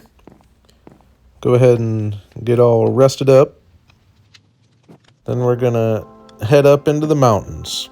And I'm going to go to the cave I found in the first episode, because I know there's an iron vein in there, so that was the main inspiration for this trip. I do like having this pathway to travel on. It's really been nice. But first we're going to go to the mountains we found in last episode, just because I really wanted to get work on lighting this area up a bit. So we had it marked here to a pillar that brings us all the way down to the bottom level. And yeah, you can see from up here just how giant this cave is, even though I know you can't see very well. I know it's extremely dark, and that's my whole point of coming down here, is I want to build down here eventually, and if I'm going to do that, I need to light the area up a bit so that it's not completely horrible videos. And that ends up actually being a really big project. I also was getting rid of a bunch of shriekers as I was down here, just to keep the wardens away. I was having to deal with him quite a bit at this point, but luckily the area was just so big that I could just let them spawn in, and there was always plenty of room for me to run away in the opposite direction and just wait them out. So I was down here for quite a while, but like I said, I know the video just is not the greatest down here for right now. We are getting it lit up a little better here. You kind of see really how cool this cave is. But it's going to be a project for me to really get lit up, and I'll probably do a little of that off camera before I really go in there and make a project of building in there. But then we made a trip to the cave we found in the first episode, which at the time was the coolest cave I had ever found, and now it just seems kind of small in comparison, although it is still really cool. The layout is cool, and this big entrance into it is unique about it. But my mission right now is to just go down nice and deep where I knew we had this iron vein, and I just needed a good amount of iron because I've got to be creating a bunch of hoppers and a few other things to get these microfarms going, and having the Fortune 3 pickaxe was definitely worth the wait because it didn't take long before I had 6 stacks of iron here, and I've still got plenty of iron vein to work with. I know there's other areas with it extending in that mountain, so I think it's a big vein. But yeah, got back to the base and created a few extra smelters to speed up cooking the iron a little bit, and then just got creating all the resources and items I needed to get going on building these microfarms here. I did change things up. I was planning on the bamboo being down there, but I'm actually going to do it up here because bamboo is the most efficient farm, so it can be the smallest, which this is the smallest building. So yeah, I'll actually take you through the process here. You kind of find out where you want your bamboo planted and put some hoppers into a chest, then hoppers into each other, and then on top of the hoppers you put some mud blocks because hoppers can pick up items through mud blocks, which is a very nice update when it comes to making little farms like this. Yeah, as I went, I was just building up. You skip a row above the mud bricks, or the mud blocks, I'm sorry, and get some pistons facing to knock the bamboo out of the way, and then observers above them facing to observe when a bamboo grows in front of it. And then you bring a block up between the two and put some redstone on to make sure that they're connected to each other, and essentially that's the basics of the farm. You can see, put a block in front of an observer. It's gonna push all the pistons out, which will chop the bamboo down. And like I said, the bamboo farms are really efficient, so this is going to produce a lot more than you might think. Get it all encased. We're going to come make it look pretty here in a second. Ran out of bamboo wood there, but yeah, it's a nice simple farm, and I think since I'm going to be around here so much, a lot more than I was in my spawn area as far as being close to the microfarms, I think these are going to be even more efficient. So go ahead and sleep through the night again, and then it was time to do the melon farm, which this will be the same as the pumpkin farm, so I'll kind of bring you through this one as well. For this one, we need to do a rail line because you can't plant pumpkins in the mud. You actually need the tilled dirt, so we need it to be able to pick up through dirt, so we just get our rail all set up here, making sure there's plenty of power for it to keep going nice and speedy. And get a hopper going into the chest here with a couple hoppers going into it, and rail line going up top, and you need the block here to send the rail or the cart going back and forth. So forgot to put a couple redstone lamps to power these rails, and at this point the cart should be running pretty good. It's got building things up above where the cart's running is where we're actually going to put our dirt where we plant the pumpkins. Get that in and get the pumpkins planted, and they'll only grow onto that dirt behind it once we build the walls up and get it all encased, that is. And then observers observing some of the pumpkin seeds. You don't need to do every one. You could, but I like to save on resources a little bit. We fill these in with just cherry wood for now, but we end up coming and changing it with some jack-o'-lanterns to give some light and help things grow. And you got to have the pistons facing the right way down into the dirt to knock the pumpkins off when they grow off the stalk there. And yeah, just get it all encased here. And we got ourselves a working melon farm, which is exactly how we're going to build the pumpkin farm as well. I do place the lights up here, and I'd realize a little later that I forgot to put the redstone here, so you'll see me put the actual redstone in there to make it work. So at this point it wasn't actually working, but we got it all fixed up. So now we got 2 more farms to build, and they're identical to the first 2 we built. So we're going to kind of just fly through these here a little bit. I did change out the block type for the sugarcane farm to be sandstone, just because I think that'll go with the theme of the sugarcane farm a little better. And I lost a clip of me putting the water in here, but the only difference between the sugarcane and the bamboo farm is you got to have the water next to the mud blocks to be able to plant the sugarcane.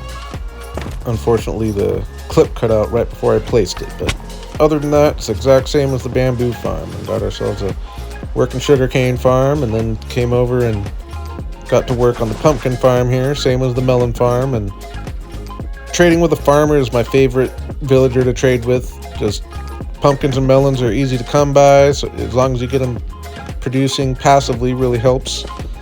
And I just like getting the golden carrots. You can see I got putting the redstone on there, and then I remembered to come down here and get the redstone on this one so that it would work. And at this point, we've got 4 working microfarms here. I'm really liking how everything's coming together, and just this idea of the tree houses is growing on me all the time. But we did have a sad instance here. I was walking around here and I realized we've lost Jamie. He's been with me this whole time here. I should have given him a safe place to live, but I liked him being my little partner in the boat. So lesson learned on there. Next time I'll be a little safer with the fox. I thought he would be safe in there for whatever reason, but yeah, now we gotta put a little work into making this place look a little better. I was pretty anxious to get started, so I got filling in the bamboo here, but it didn't take me long to realize that I'm gonna need quite a few resources to actually get this project done here. So I needed to do a little gathering session, so came out and planted some trees. I was going to need some acacia wood. I tried using bone meal to get this first one to grow, but it took 5 bone meal, so I decided that's not going to be worth it. So we'll wait out the trees to grow a little bit, and I figured a good way to pass that time would be to farm my fields and let the trees and the bamboo grow here for that matter. And yeah, I'd always enjoy a good farm session, especially now that I have a Fortune 3 pickaxe. It makes it even more worth it. It's nice having our little hidey hole here is going to kind of turn into our storage for all our farming goods. So I'll get some use out of it. A lot more use than my original hidey hole at my spawn area. Yeah, you can see this thing's just filling up with potatoes and carrots like crazy. I do go ahead and farm every crop here, and I got some melons planted. I didn't realize I didn't have any melons planted. And in that time, a few trees grew, and a little bit of bamboo grew, and I'm not going to show you all the times of me going back and forth and getting a few of those. And I did check the bamboo farm, and it already produced a good amount of bamboo, considering I really haven't been here for that long. So that just shows you it's going to produce more than enough bamboo for me at least. I did see that creeper on my way down here, but I thought I was safe. I didn't know there was a place for him to get up here. And that is a very unfortunate death. I was at level 31. I had been procrastinating for whatever reason on putting some enchants on my armor there. And that's a pretty big setback there. So worst death of the season so far, for sure. And it was kind of in an unfortunate spot. Kind of annoying to put back together. Yeah, like I said, I forgot that I had put a block down to be able to get up here at one point. I thought I was safe being in the trees. But a good way for me to recover from a bad death is to do my favorite thing, which is placing down some blocks. I finally start building up these tree houses here and bringing the area to life a little bit. I am trying to incorporate spruce into all the builds. Since we're working with these crazy colors, I think spruce just will kind of mellow things out and bring things together a little bit. I do end up trading it out with strip spruce just because I think it looks better. And yeah, you can see we're just kind of going with the same cabin style build that we've done in all our builds over here so far. It's just a typical way to build in Minecraft, but we've got enough variation going on that it actually looks pretty well coming together. And yeah, we're just kind of being heavily inspired by the lodge that we built here a couple episodes ago. Just that typical rectangle with a nice high roof, and it'll look cool when we get a few of them together down here. Stepping out of the lodge for the first time and getting this view, and it's got me real excited. I really just like the size and the scale and the colors, and same from this side as well. It's really making this area feel a lot bigger and just really coming together. Yeah, like I said, traded these out with strip spruce just because I think it ends up looking a lot better. I started going around and putting a border on the platforms here and just using full spruce log there, so I needed a bunch of wood, so I went and got some more spruce as well as some dark oak because I'm going to need a bunch of that for the trim on the roof. And then I just got placing the blocks here, definitely going through the spruce. I did use dark oak as kind of the corners to cover up the core of the wood rather than using a full spruce log because those are so expensive. And definitely looks better with the strip spruce as the trim here. And as we're being heavily inspired by the lodge over here, I am going to copy the roof and just do it the exact same way with the nice open face of the building here. And I think just doing the same kind of trims for all these buildings is definitely working out to just kind of bring them all together, and I think it looks nice. So we got placing the stairs and blocks, working our way up the roof here. And this is something that you just get better at with practice. When you're first learning roofs, it can go kind of slow, but at this point I'm fairly fast with working my way up a roof here with some trim. We also went around and extended the roof out just a little bit, just make things look a little better. Then we got filling in the roofs, which I'm using tough block and deep slate block just because that's what I happen to have the most of, but it also works out because it looks nice. But I did go through the majority of my resources. I'm looking pretty sad when it comes to stone types and things like that, but definitely well worth it because we got things looking pretty good at this point. As always, getting the roofs put in is such a big part of the building process, and really when things start to come to the next level, and I couldn't be happier with how things are looking here. Took a lot of work to get to this point. Obviously still got blank faces on the buildings though, so we got a little bit of work to do. I was in a pretty good building mode, so I just kept my head down and went through each building individually, hiding any of the exposed parts of the farms and getting windows installed. And I'm using the same wood type for the window borders just because I thought it'd be cool to create a little depth without the contrast. I went around with fences around the border, and I'm using the same kind of plants on the outside as whatever the farm is. I thought that just kind of makes sense.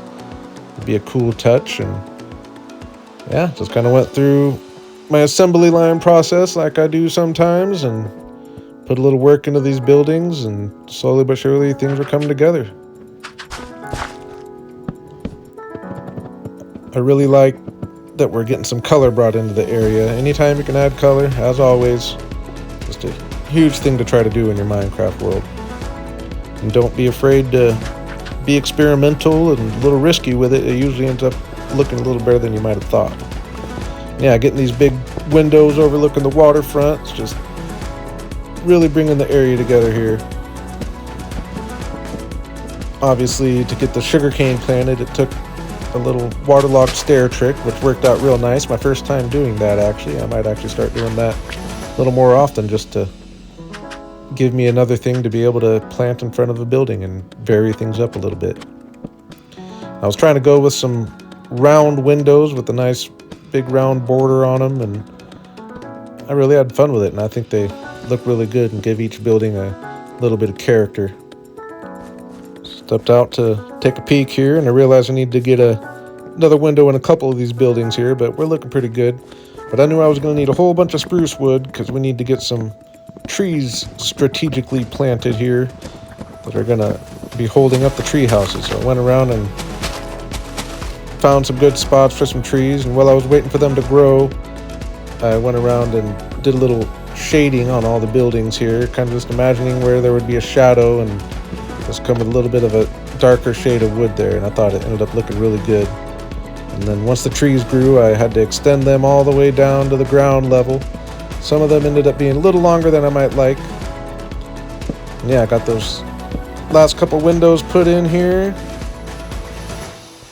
and I'm really happy with where we're at. Getting those trees planted, holding up the houses, really brings things together here.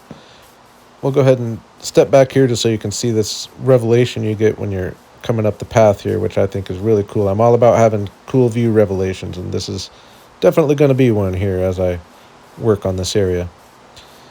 Yeah, getting those pops of colors is really nice. Take a peek from out here, and it's looking just as cool, especially at nighttime, nice and bright. But we will go ahead and go to sleep just to get the rain away and look at things in the daylight. But I'm super happy with the area. I think once we get turn a couple of these trees into custom trees, it'll really make a difference. And there's lots of landscaping. There's definitely a few things I still need to do, but I've been working pretty hard at this, and I want to get the episode out, and I figured we're at a decent enough spot. But yeah, obviously I need to work on some connections here and fancy up the interiors a little bit. I should mention a flaw in my system is that this lever locks the hopper underneath it, so you have to come and turn the lever off for the hopper to empty into the chest here. So I'm going to need to figure that out. So that's a little flaw in my system, but it's not that big a deal, because as long as you do that every now and then, there's 3 hoppers there. It's going to take a long time for that to fill up. And the sugarcane farm's working great, though. See, we got some sugarcane being produced just in our time being here, which really hasn't been too long. Check out the melon farm here, and just like the pumpkin farm, the hopper gets locked with the switch turned on, and apparently I came and turned the switch off and never turned it back on, so it hasn't been picking up melons for the last little while here, but it is producing melons. I just got to remember to turn the switch on. I know it's an easy fix. I just got to figure out a better way to power this powered rail up here, but I'll figure that out off camera. And then yeah, got our bamboo farm up here, which, like I said, the smallest of them all, but I've already probably gotten 4 or 5 stacks of bamboo out of here, and it's still got those, so it's producing bamboo like crazy. It'll produce more bamboo than I need.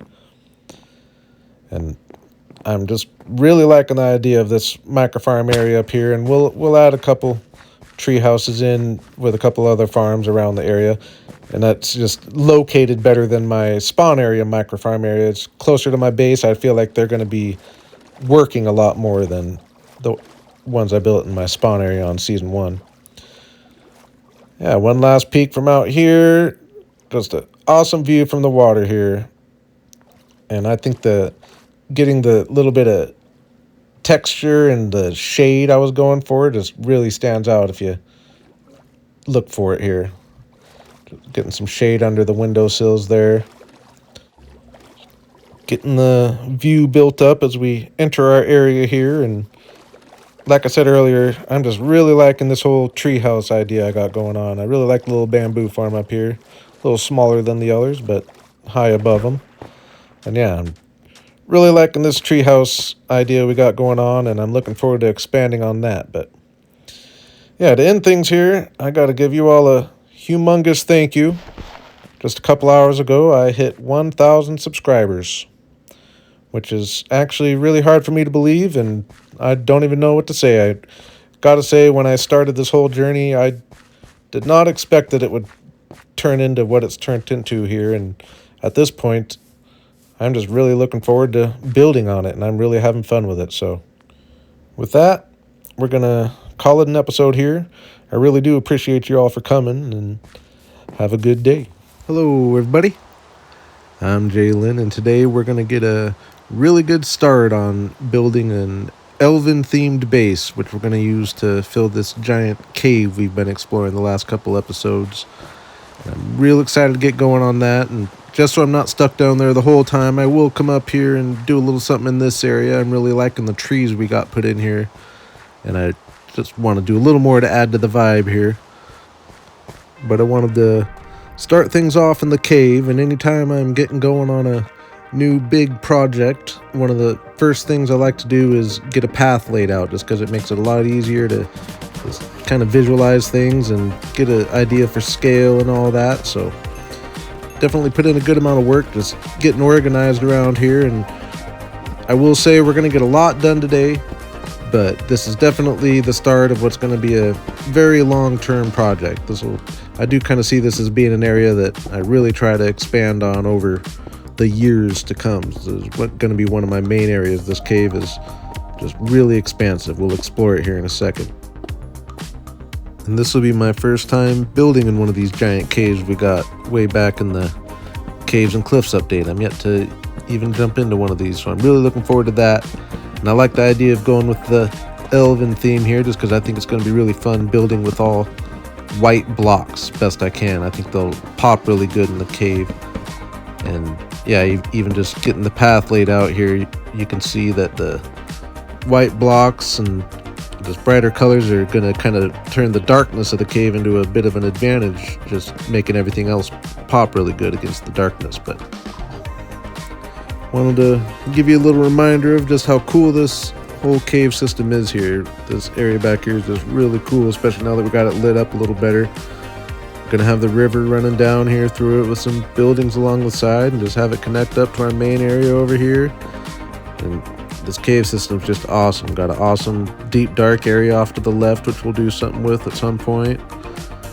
And this area right down here is where I plan on kind of being my main base of operations. We'll fill this wall and floor in here and give ourselves some room to work. We'll build our main base right here, just going into the wall, and then gonna have some crop farms going into this wall over here. We'll fill in the hole and make it look a little better. Then up top we'll have a big tree farm. We'll fill in some dirt up here and expand the area to work. And yeah, nice tall ceiling so there's enough room for trees. And I also had to remind you that just about 100 blocks away we got this really cool area as well, which is another giant cave. When you walk over to the other side, this is a really big cave itself. Not quite as big as the other one, but it's got this lava floor. This is a real special cave, and in here I plan on doing a Dwarven theme. So I'm just real excited about this whole cave system, and it's going to keep me busy for a while. But yeah, I didn't want to start the episode with a grinding session, but I definitely did some prep before jumping into the project and kind of throwing things kind of out of order here a little bit. But yeah, did a bunch of gathering to make this work, including a bunch of quartz, and first time shearing up some sheep, just trying to collect all the different kind of white blocks, just so I have some options to work with. And this is actually my first time working with the animals down here at all this whole season, so that's good to finally get established a little bit.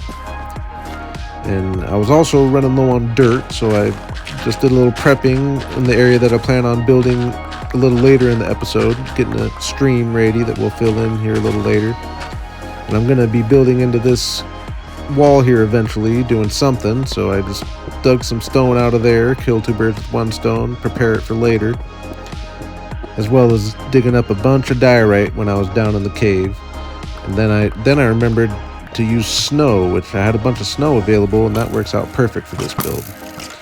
And lastly, I did a decently long little AFK session because I am going to need a whole bunch of bone meal, because I do plan on using a good amount of moss. And since we were up at level 30, I enchanted my chest plate here and got a decent chest plate, so we're working towards getting our armor enchanted, and then I'll start wearing it. Got some trees chopped down.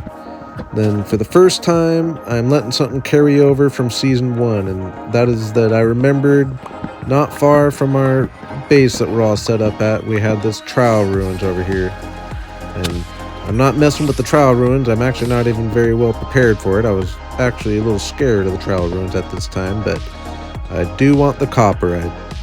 With my theme I got going, I couldn't help but want to build with a bunch of copper, so I just came over here, got a nice safe room, and just cleared out a bunch of the oxidized copper here.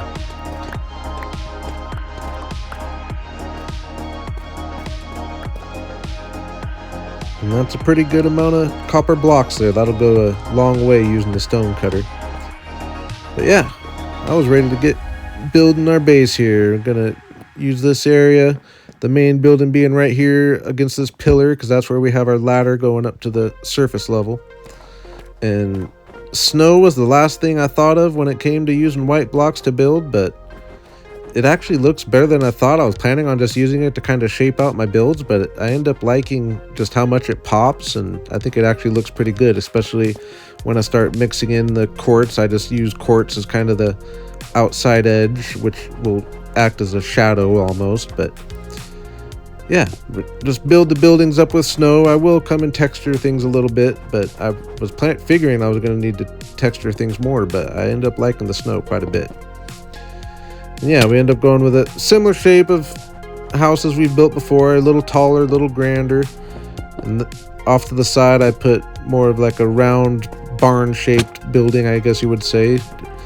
I think they're going to go well together once we get a roof put on. And then over in the corner here, we'll put a little round tower with kind of a gazebo-style top eventually.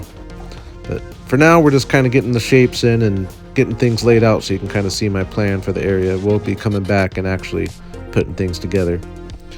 But yeah, you can see the scale I'm going for.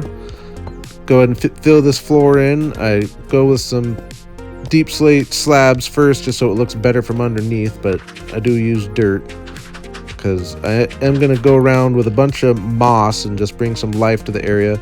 And then eventually I'll end up going with like some more fantasy style when it comes to the terrain and landscaping, but for now I'm just going to kind of use moss.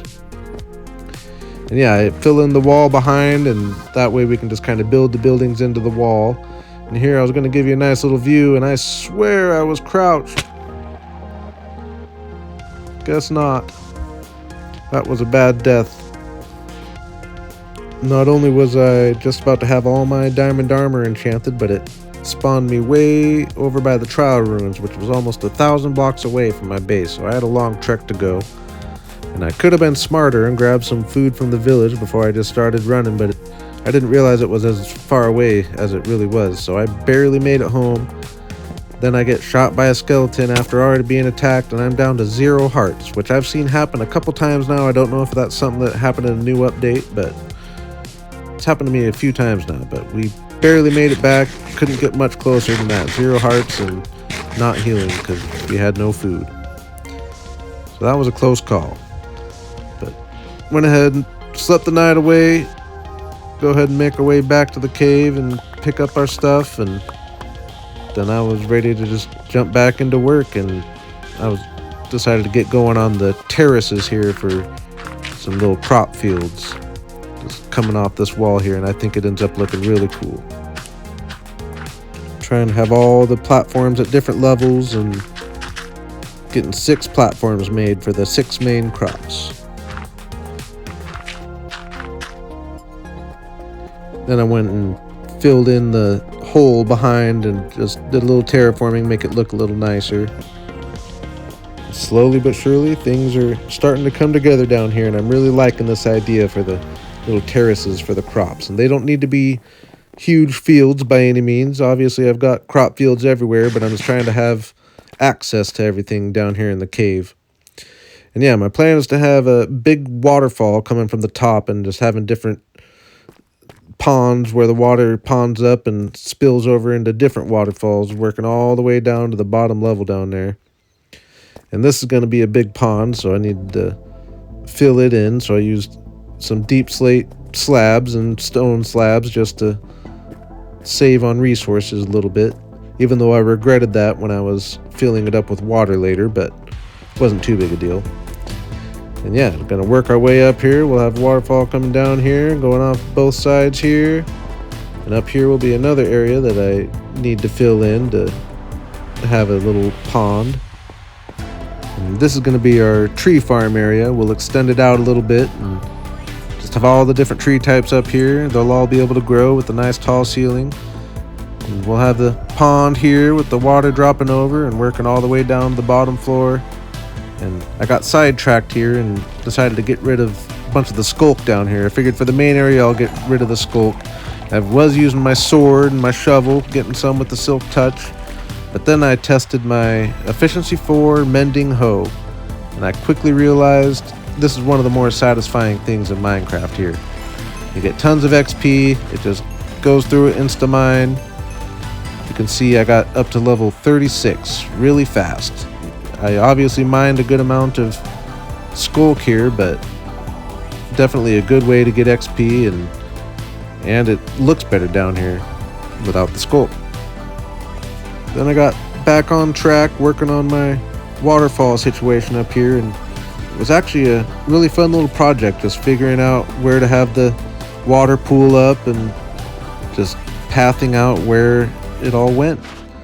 Definitely a bit of a grind getting this all together, but well worth it. Like I said, using the slabs was a mistake though, because filling the water ended up being a little annoying in some cases, but we did get it all pathed out, and now we got a nice waterfall going through our crop fields there, hydrating the fields. We'll need to add a little more later, but definitely looking cool. And it just looks so much better down here not having the skulk, so much brighter, and I'm really looking forward to naturefying that area as well and just doing all kinds of things, just opening up our options. But I figured, given my history, I better get to enchanting while I'm this high. So I got myself a new Fortune 3 pickaxe, a much better one than the one I had. Feather falling on my boots, didn't get anything else, unfortunately. Got another decent shovel. My other one was getting pretty low. And then I went out and had to get a bunch of coal to get a few extra levels, and I needed the coal. And I got my diamond helmet enchanted, so now we got all our diamond armor enchanted, so I'm finally wearing it after all this time. I think that's about 2 months into this season, and I'm putting diamond armor on for the first time. Shows you how I play. And yeah, while we're up here, I thought I'd work on this little project in the area down here. I thought it'd be fun to build a little campsite type thing, even though we got the treehouses right there for someone to stay at. I think a big fireplace just kind of as a centerpiece would be a really cool idea, and I ended up just putting a little campsite around it, and I think it ends up looking really cool. I'm just gonna let it play out here for a second.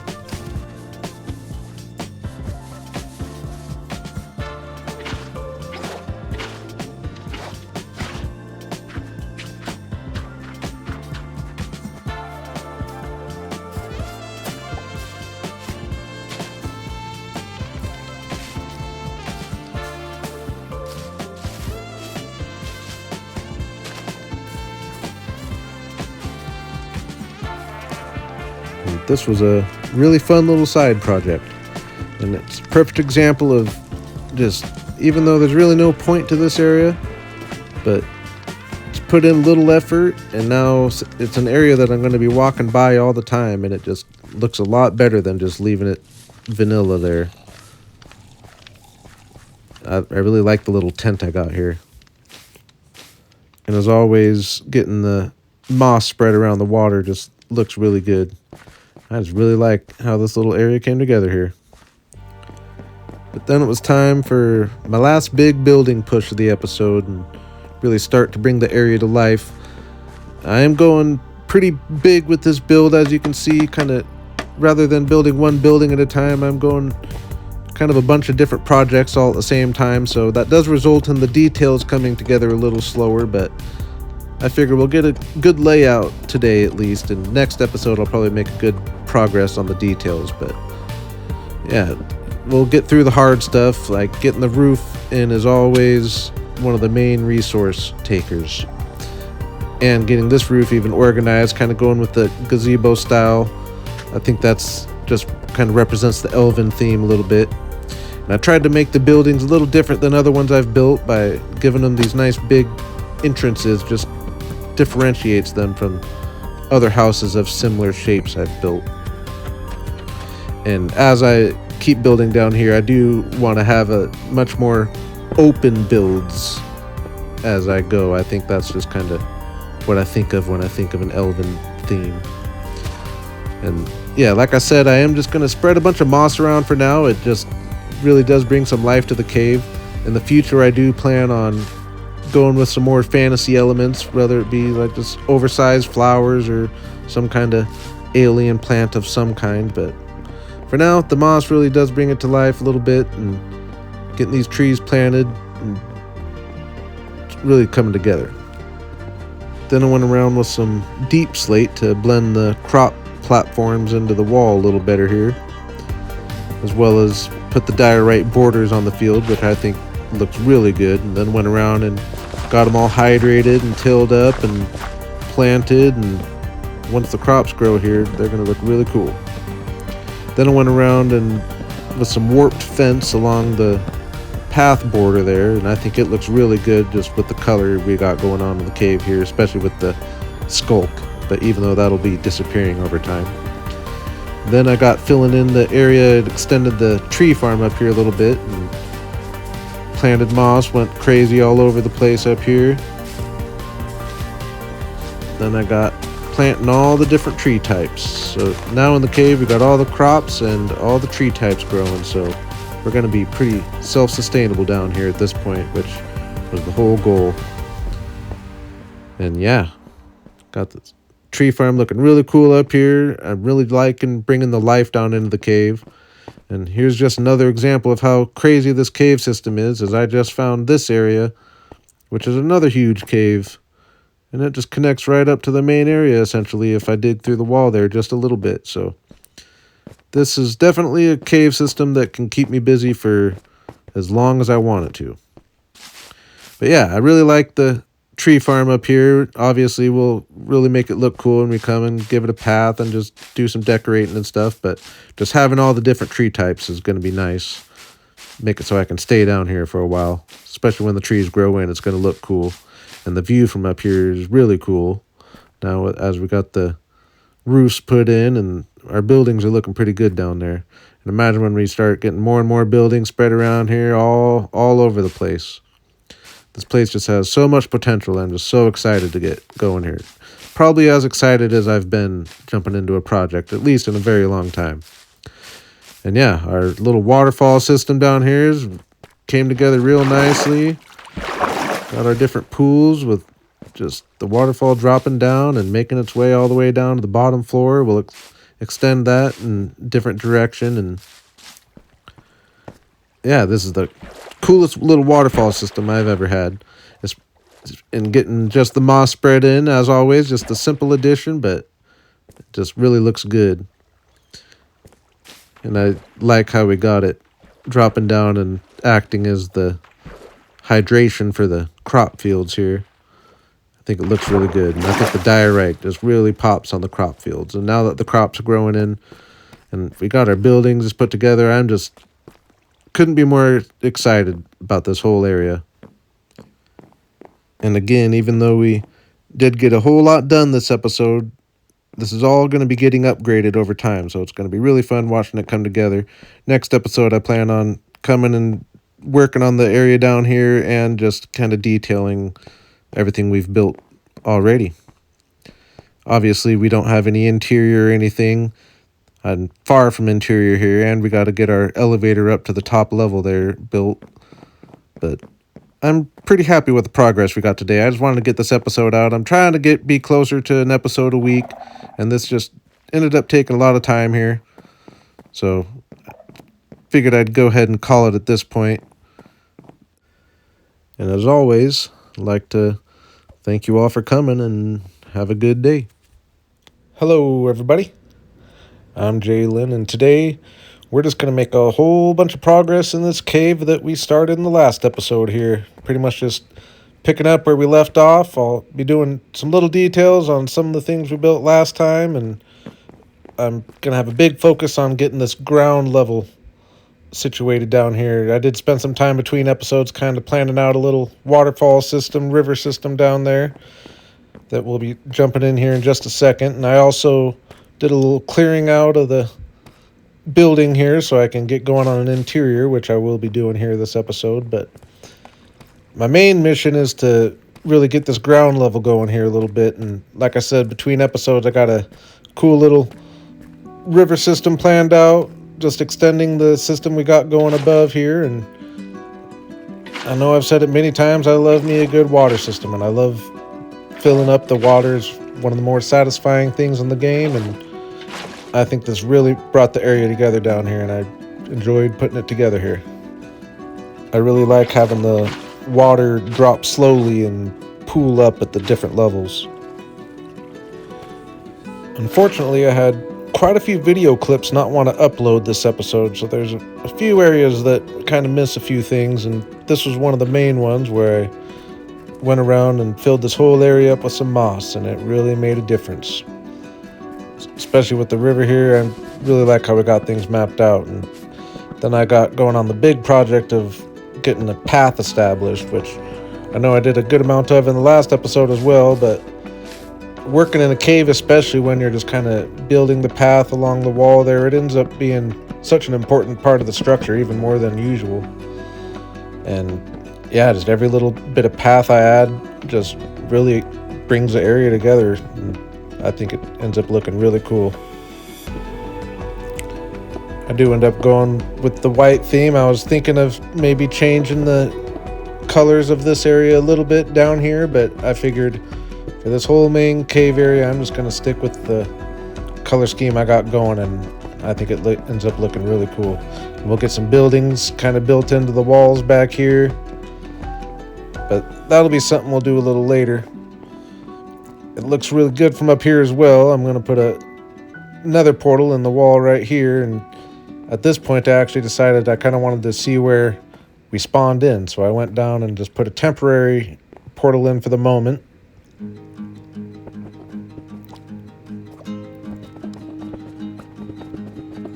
Then when I jumped in, I realized that it brought us all the way to the portal of our treehouse area, so I didn't want that to happen.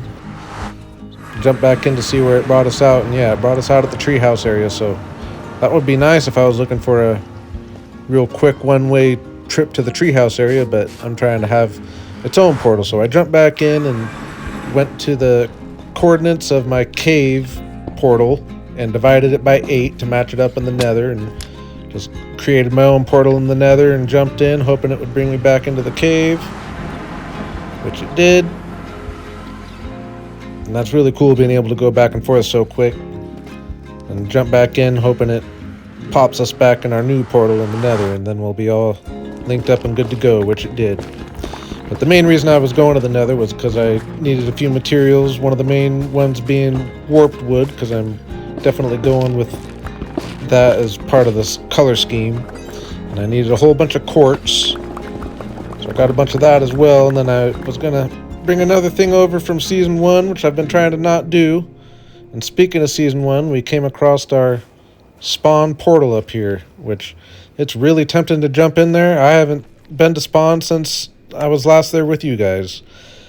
And I realize I haven't shown you the day count in a while here, and we are at day 2239, so we've essentially been here 340 days, so I got 160 days left before I can think about going back to spawn. But what I'm going to go ahead and bring over from Season 1 is I'm going to go ahead and just use the same nether fortress. I didn't feel like hunting down a nether fortress, and I just wanted a little bit of blaze powder so that I can cure a villager if I need to. And then when I was running to jump back in the portal, I got really lucky here because I didn't realize my gold helmet broke, and if there would have been more piglins around, that would have been real bad. But got pretty lucky there, and then I was ready to get back to work, and I actually ended up putting up the walls and finishing the roof on the buildings up there before I got going on the interior. But then I realized I was going to need some materials, and also I was at level 35, so I wanted to go ahead and use a few levels before I end up dying and losing them all like I've done a few times already. So got a fortune axe. I like to have a fortune axe, and then I got efficiency on a book to combine with pickaxe, so I can have efficiency 5, and combine a couple things up. And And then while I was over, I went to my tree chopping area and chopped a good amount of wood. Never enough. I do have a few wood trips that I don't show you, but the main reason I was out here was to get some kelp, because I'm going to be building an elevator and I need to use some kelp to make the water blocks full source blocks. And I was also going to need a whole bunch of snow, so I made a trip up into the mountains here. And right at sunrise, I came over the crest of this hill and had a really cool view here that I haven't seen yet. Really cool angle of the mountain here, nice steep peak. I was kind of liking this area, so I figured if I'm going to be clearing some snow anyway, I'd go ahead and kind of work towards getting a path cleared out if I ever want to come up here and build, because this is a pretty cool little hilltop here. Yeah, now we got if I do come up here and want to build sometime, I got a cool little path with a great view of the mountain out here. Then we hop back down, and like I said, we got the walls put up and finished the roof here, so now we're ready to jump into getting this interior going. Over here is where our elevator is going to be. And then back against this wall, I ended up adding a whole bunch to my project here and ended up extending the building back here quite a bit, and decided to have a little bit of a central storage area, which I haven't even built in this world at all yet, really, for the most part. And so we just got extending back, and we can always extend it more if we need to over time. But I think this ends up being plenty of room to have some chests and get a good bulk of things stored.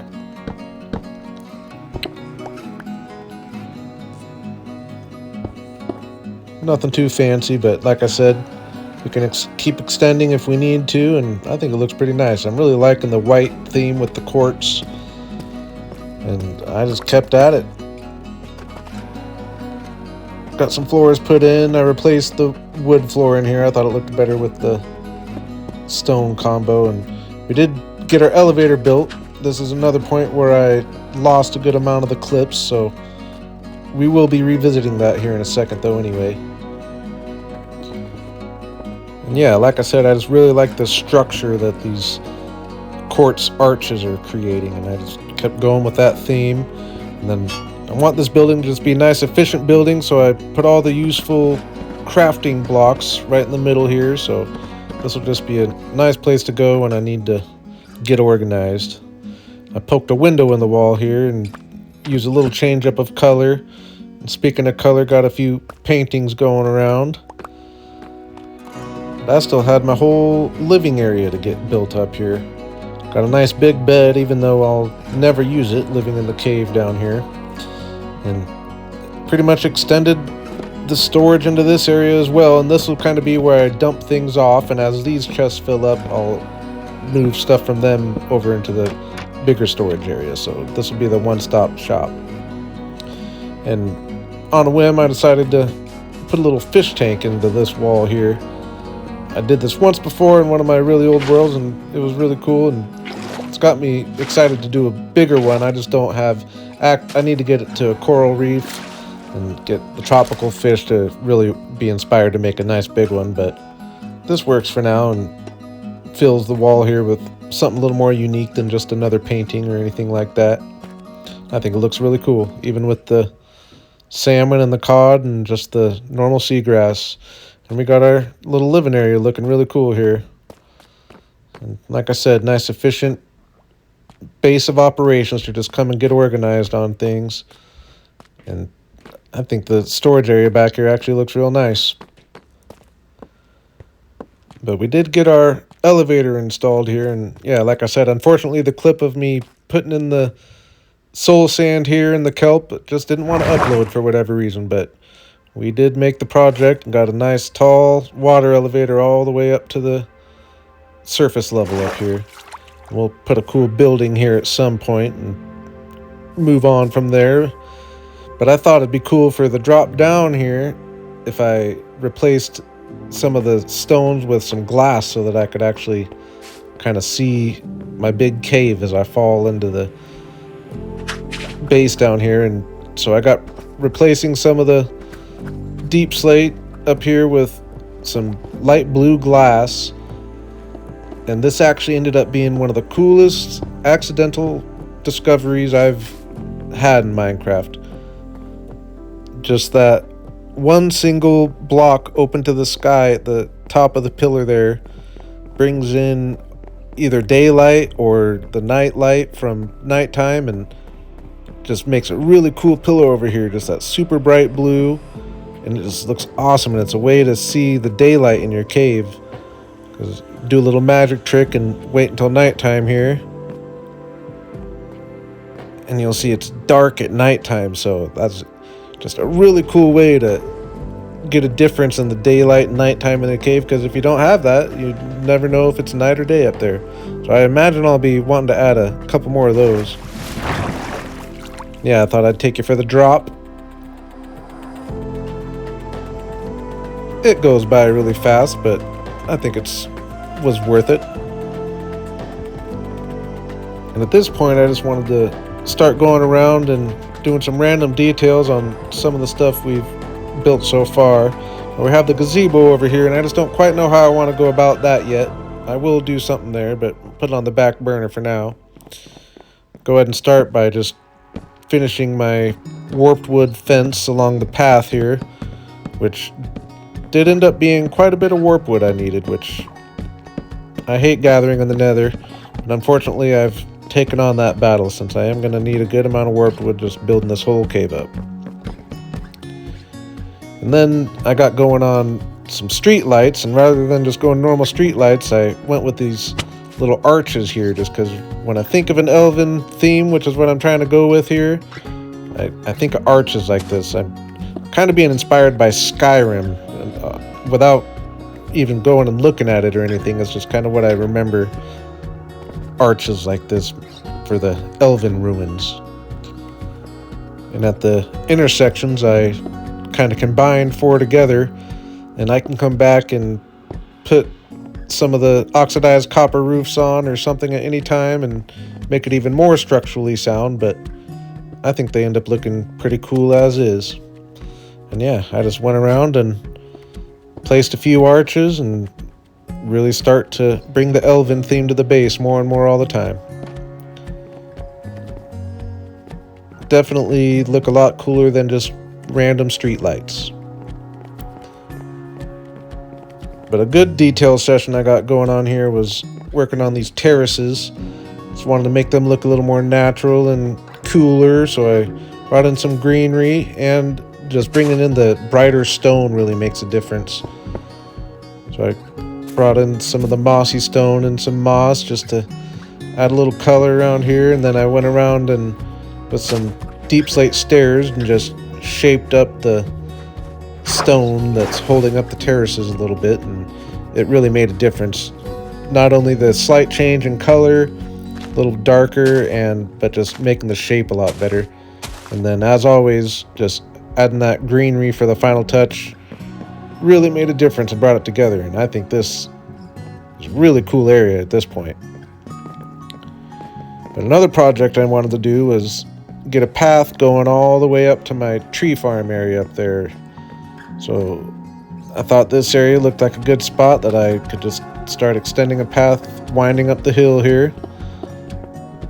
Took a good amount of digging and mapping out and getting it all planned out, but yeah, we'll just have it come from up here and drop down here, and then stairs all the way down. And once you get it mapped out, you just get to work placing the blocks.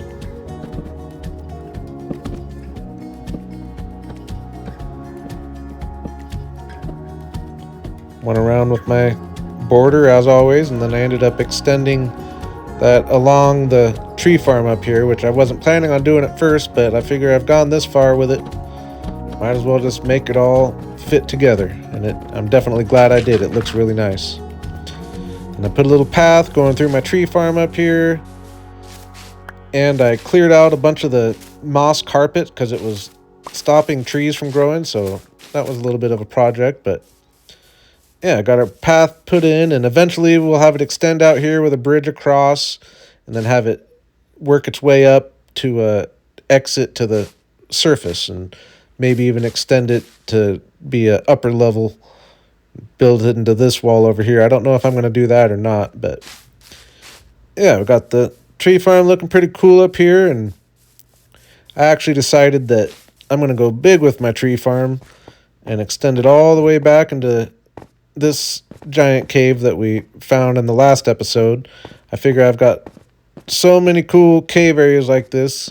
Like, this is a really awesome cave area that I would have never thought of wanting to just fill with a tree farm, but I've got so much to work with in this cave system here that I think I could do something really cool, turning that into just a nice foresty area with a few buildings, of course. But yeah, got our path put in here, winding down the mountain, and like I said, the path just ends up being such a big part of the structure of the cave itself.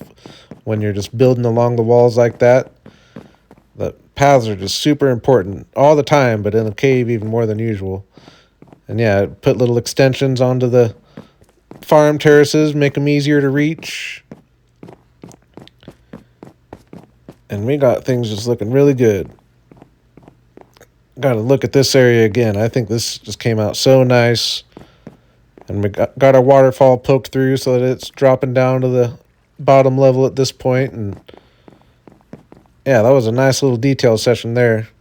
Just always go back to your old projects and just do little bits at a time. And something I've been wanting to do was just knock this door out. And I've been procrastinating, but I go ahead and do it here. And I'm just going to go doorless. And I end up going with that theme around this whole area. I think it's just cool. It's a lot more interesting to see the interior there than just a birch door. So I ended up liking how that was and ended up carrying that with me down to this level, which is where we're going to start putting some buildings into these walls here. Finally get going on this level down here, and I'm just going to step out of the way for a second and let you watch it develop a bit.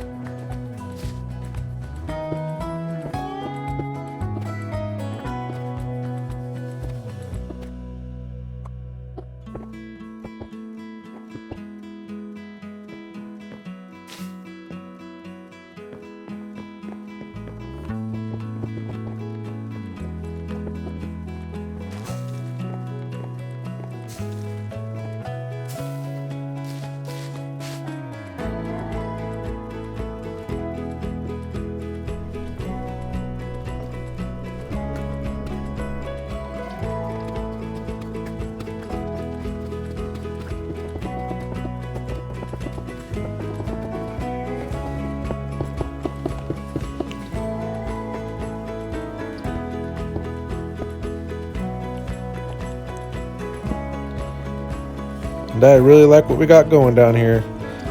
Obviously, I'm not going to be doing the interior today. I'll be going over my plans for down here in just a second a little bit. But while I'm in such a good build mode, I went ahead and put a couple big arches in the middle here, just kind of as a centerpiece for the area and to give a little height down here. Now, this is probably something that I'll end up switching out in the future just because this little area in the center here really is calling for a cool centerpiece. So I'll probably do something cooler here, either a statue or some kind of fantasy tree or something of the sort. But for now, I think the arches go with the theme really well and look really good. I finally took all the skulk away from this pillar, which I've been wanting to do for a long time, and I think it looks better. Then I went around and planted a few cherry trees just because I thought the pink would look really good, and I definitely was glad I brought the pink down here, and I ended up going a little crazy with it actually and just spreading it all over the place, and I think it's a really good contrast to the colors we got going on so far. And I put a good amount of pink bushes, but I think it really brings the area together. I couldn't be happier with how this area is looking so far. I'm honestly pretty proud of myself, I gotta say. I've just really had good focus over these last couple weeks, and we've built a lot over the last 2 episodes here. And I'm just really liking everything about it.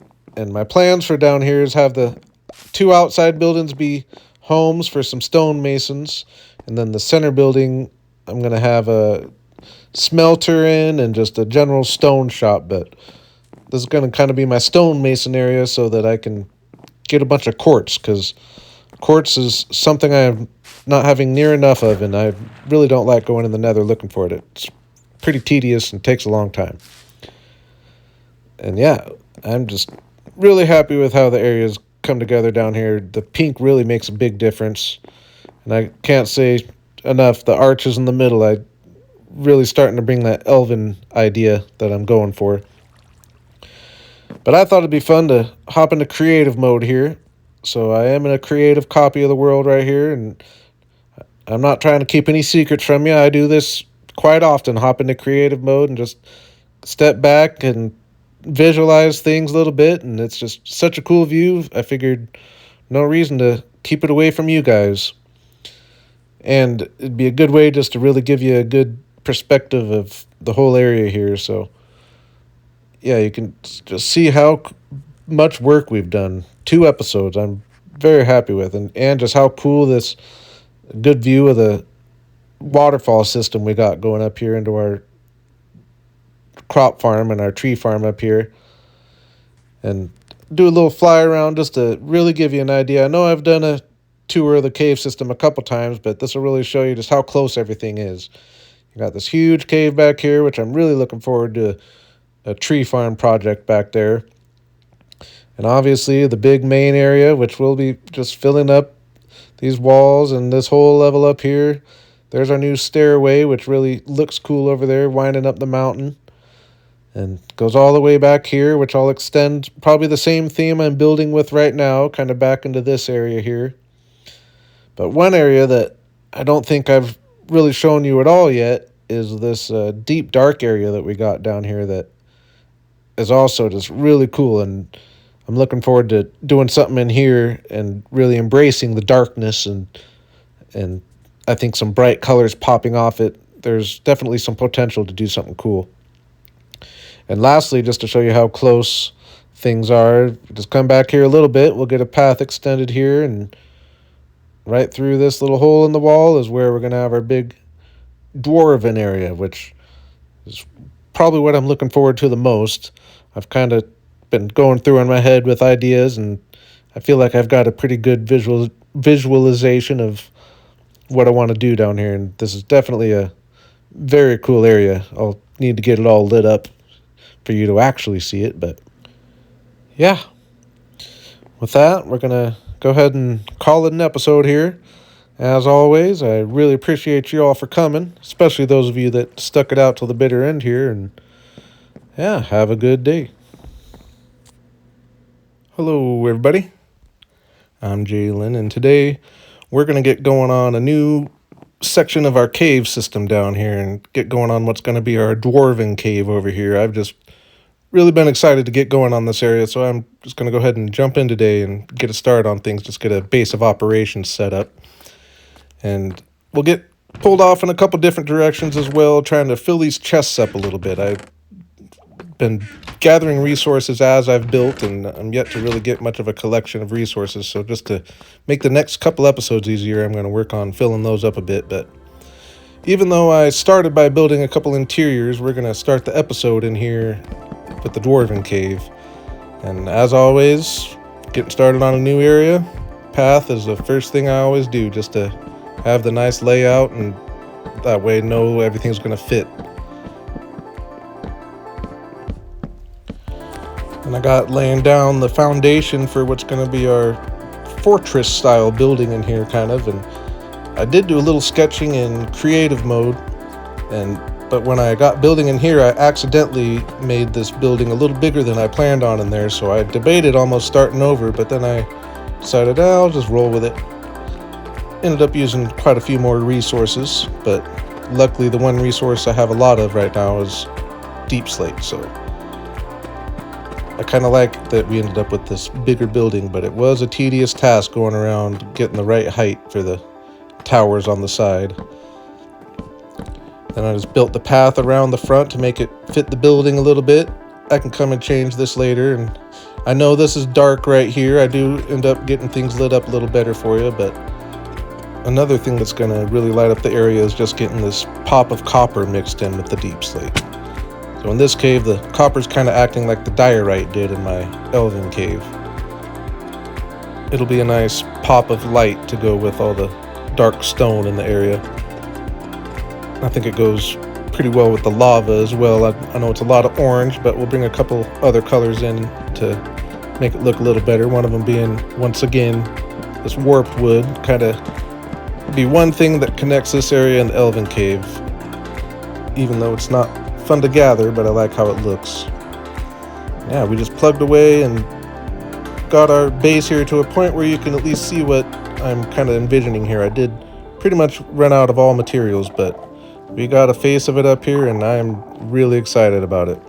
Like I said, I did a little sketching in creative, but I didn't go anywhere near this far. I didn't have the colored roof on or anything, and yeah, when I came back here, I just really liked how it popped up there. I'm very excited about this project, but like I said, we ran out of materials for there, and before that, I had come down here and actually did these interiors. I just wanted to start the episode off in the cave, but I did get these interiors done down here. The outside buildings are going to be homes for some villagers, and this middle one is going to be where they work, and they're all going to be stonemasons, mainly so that I can get a bunch of quartz. But I figured this would be a good place for a better smelter, so we got our chest down, hoppers into the back of the chest, hoppers into those hoppers, furnace on top of the hoppers, hoppers into the back of the furnace, hoppers into the top of the furnace, rails on top of the hoppers with a powered rail at both ends so that the cart can go back and forth. Flip the levers to get the carts going, and we got ourselves a smelter here. Now you got to keep access to be able to put in whatever you want to smelt and the coal into the carts, which I blocked right here, but I do fix that later.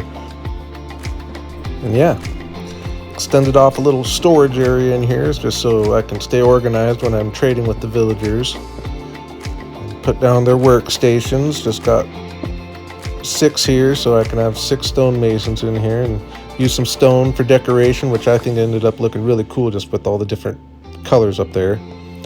Speaking of colors, put in a few paintings just to make it a little more vibrant and inviting in here, and I really like how this little room turned out. Nice comfortable place for them to work and for me to come and trade. Then I got going on the interior for the villagers' homes here, and once again I dug a couple rooms into the wall here so that we can have a nice safe bedroom for the villagers with an actual door, since we're leaving the big front door open. And one little different route here, I actually used planks instead of doors and trapdoors to fill the empty space, and I think it looks a lot better here, and I'm actually going to start going this route when I make this type of door from now on. I think it looks way cooler. So I put another room in there, so we got 2 rooms, so room for 4 villagers in this house, and we'll do the same at the other one. And went ahead and got the interior going, and we're just going to kind of fast forward through it here, so don't want to take the whole episode, but we got it looking pretty cool. A little dining room table and a little kitchen area. Then we made our way over to the house over here and pretty much repeated the process. Do a little editing magic here. We did make it look a little different, and I actually really like how this one turned out, kind of being offset, and I just like the colors in here, and we got things looking really good. And yeah, you can see the little bedrooms for the villagers, so they got nice safe places to sleep. And I also extended the fence out here and made it nice and safe so the villagers can't escape and no bad guys can get in. So they got this whole little walkway up here in their 3 buildings. So now all I gotta do is go and get a few zombie villagers and get them all cured up, and we'll have a nice little villager area down here. And as we build the base, we'll open up more and more areas and make it more open for the villagers as we go. And yeah, I mentioned I wanted to do a bunch of resource gathering, and I'm trying to be productive with it and have it be working towards a project that I want to do anyway. And one thing I've been wanting to do is get a staircase extended out this direction towards the treehouse area, which I know is a straight in line this way. So I just made a staircase up and see where I came out, and I liked where I came out here. That's the taiga forest over there, not far from our base, really. And real cool area with the mountains up here. And so I was happy with where we came out, so I decided to commit and made it a 3-wide staircase all the way down, branching off and getting different stone types along the way to fill the chests up a bit, and finding some resources and some diamonds, which was nice. I haven't done any strip mining this season, so this is my first time doing anything like this and finding them that way, so that was a bonus. And yeah, we made our way all the way down here. And you can see it's a very long staircase. It goes from level -50 to just over level 100. So that's a very tall, annoying staircase to make, to be honest. But we got ourselves up here. And you can see we got quite a bit of resources out of it. And just finding a few projects like that, it's going to be a good way to fill the chests up. And another one is I know I'm going to want to build a big entrance up here. So went ahead and cleared the trees out of the area a little bit as a way to get some trees. And I'm going to want to meet a path up with this path at the treehouse area. So I came out here to kind of get the starting point and made my way back towards the staircase and just cleared some trees along the way, opening up for when I decide to come and actually put a path in. I'll be prepared for it, not have to clear all the trees. And I wanted some dark oak wood, so I found a place in this dark oak forest that I figured would be a cool place to build, which I like this little corner here. So I went ahead and cleared some trees out here, including a bunch of oak and birch. A good way to get that type of wood as well. And since my levels were up, I did a little enchanting. Put efficiency 4 on my shovel so I can put it on my other shovel and get efficiency 5. And then I combined my boots up and combined my shovels up, and slowly but surely we're getting geared up here. I'll probably be doing a lot of that off camera just because I don't like to break up the episodes with that. But yeah, we're still in resource gathering mode. Went ahead and chopped these acacia trees I had planted over here. I know I'm going to want to do a big project over here probably within the next couple episodes. So chopping a bunch of trees down here and giving me some space to work. I wanted to fill in this hole here, so I dug out a bunch of dirt, leveling the land out a little bit. And ended up using most of that to fill in this hole here just to really extend the area for a nice flatter place to work. So now when I come and want to build here pretty soon, it's set up a little better for me. Then I made my way out to the trowel ruins because I'm obviously going to need a lot of copper for my Dwarven build here. And I remembered last time I was out here clearing copper, I had left most of the orange copper in the walls, so I just came back and pretty much gathered that up, and little oxidized copper along the way. But yeah, I've pretty much cleared this room out for what it's worth. And yeah, you can see got a good amount of copper here. I'll be needing to come back and get more, I'm sure, but definitely a place to get started. Then when I was on my way back, I really liked this view here. I've been in this area a lot, but I haven't really seen this view with all the mountains here. This is a really cool spot.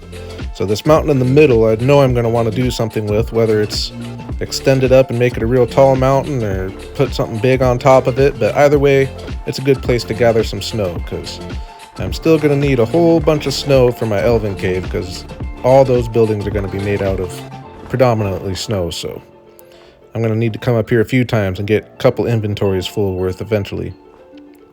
But I'm really liking this area, actually. I could see doing something really cool over there. And yeah, I didn't show you all the wood we got when we chopped wood, and we're not doing too bad. Definitely a lot better than we were. I probably only had 4 or 5 stacks of wood total before all this, so it's nice to have that little bit there. And yeah, you can see we got this area cleared out pretty well, so when I want to build a entrance here later, I can. And we got a bunch of paths cleared out, so now that we're stocked up a little bit, I'm ready to really get to work on getting this area going here. And I'm just going to let it play out a second while I extend the path a bit and get the building in a more finished state.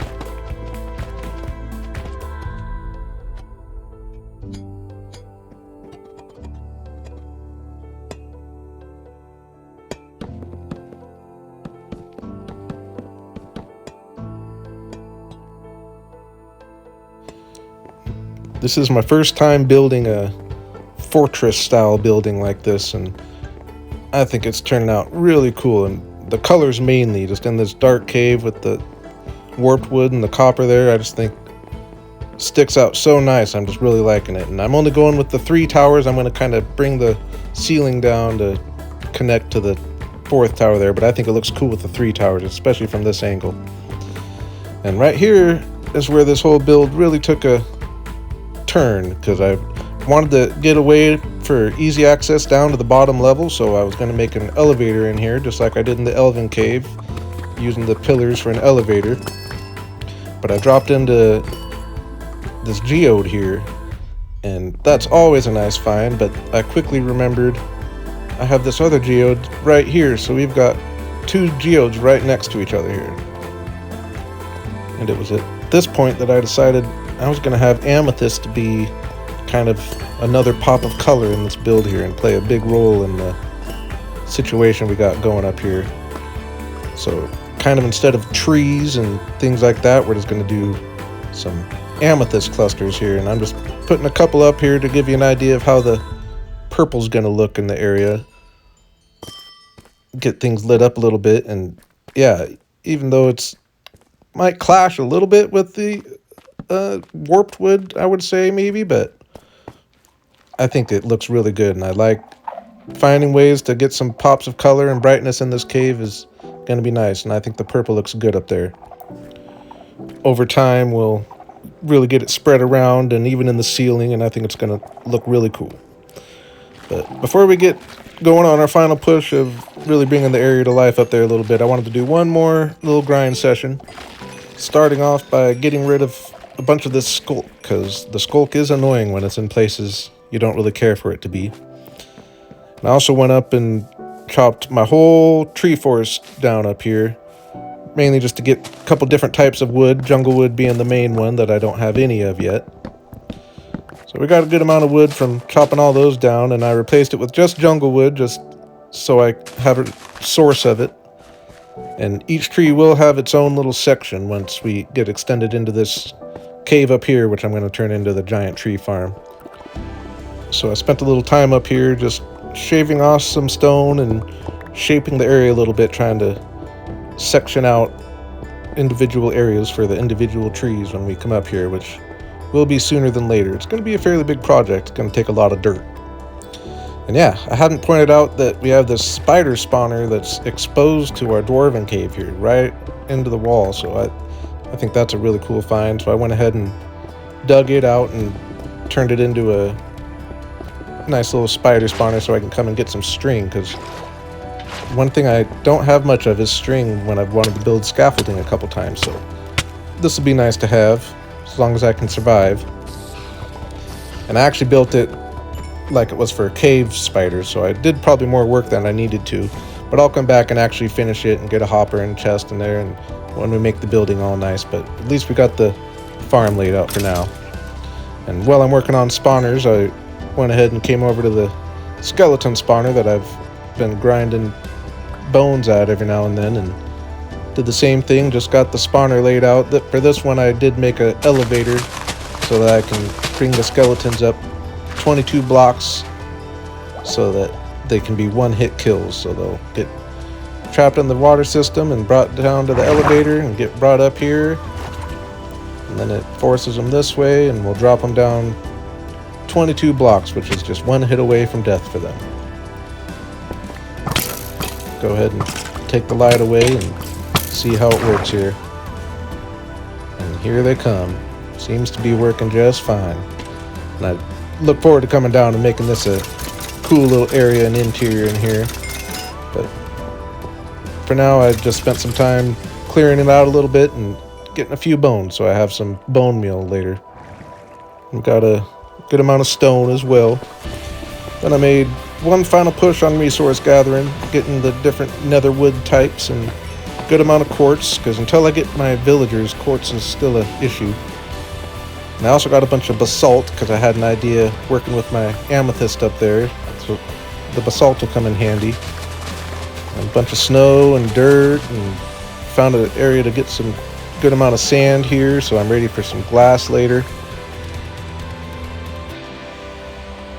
And yeah, been a decent amount of resource gathering. I'm not saying I went too crazy, but I at least now have a little bit of most of the essential blocks here, so I don't need to go completely sidetracked to grab a little diorite, for example. Dirt is the one thing that's kind of a bottleneck. I am going to need to get a lot of dirt, but I am doing good on snow, and sand I'm doing decent on as well to have some glass later. And I'm getting my wood organized. We're doing good on spruce and dark oak, but not much of the other types, but at least we got a little bit of everything. Besides mangrove, I guess, but I don't really see myself using mangrove or cherry wood for that matter, at least for a little while. So yeah, I feel like it's been a productive time of getting those resources together, and it's definitely went through my tools, almost brought them to death, so I got them all fixed up. Now I'm ready to make my final push in the cave here for this episode, at least. Now, I do have this chest as well, which is a bunch of resources I haven't organized yet, but that's a decent amount there. But yeah, for this final push, we're going to mainly be working with lava. Kind of like I have river systems in my Elven cave, it's going to be lava systems in the Dwarven cave here. And it's my first time working with lava like this, and it's actually really fun. It's going to look really good. Now, the lava does only flow for 4 blocks, and rather than going and getting a bunch of individual buckets of lava to fill in the flat spaces, I'm just using some lava blocks and then using the real lava wherever I can have it flowing down a little bit. But I think it actually looks really good and gives a little texture and variation going on up here.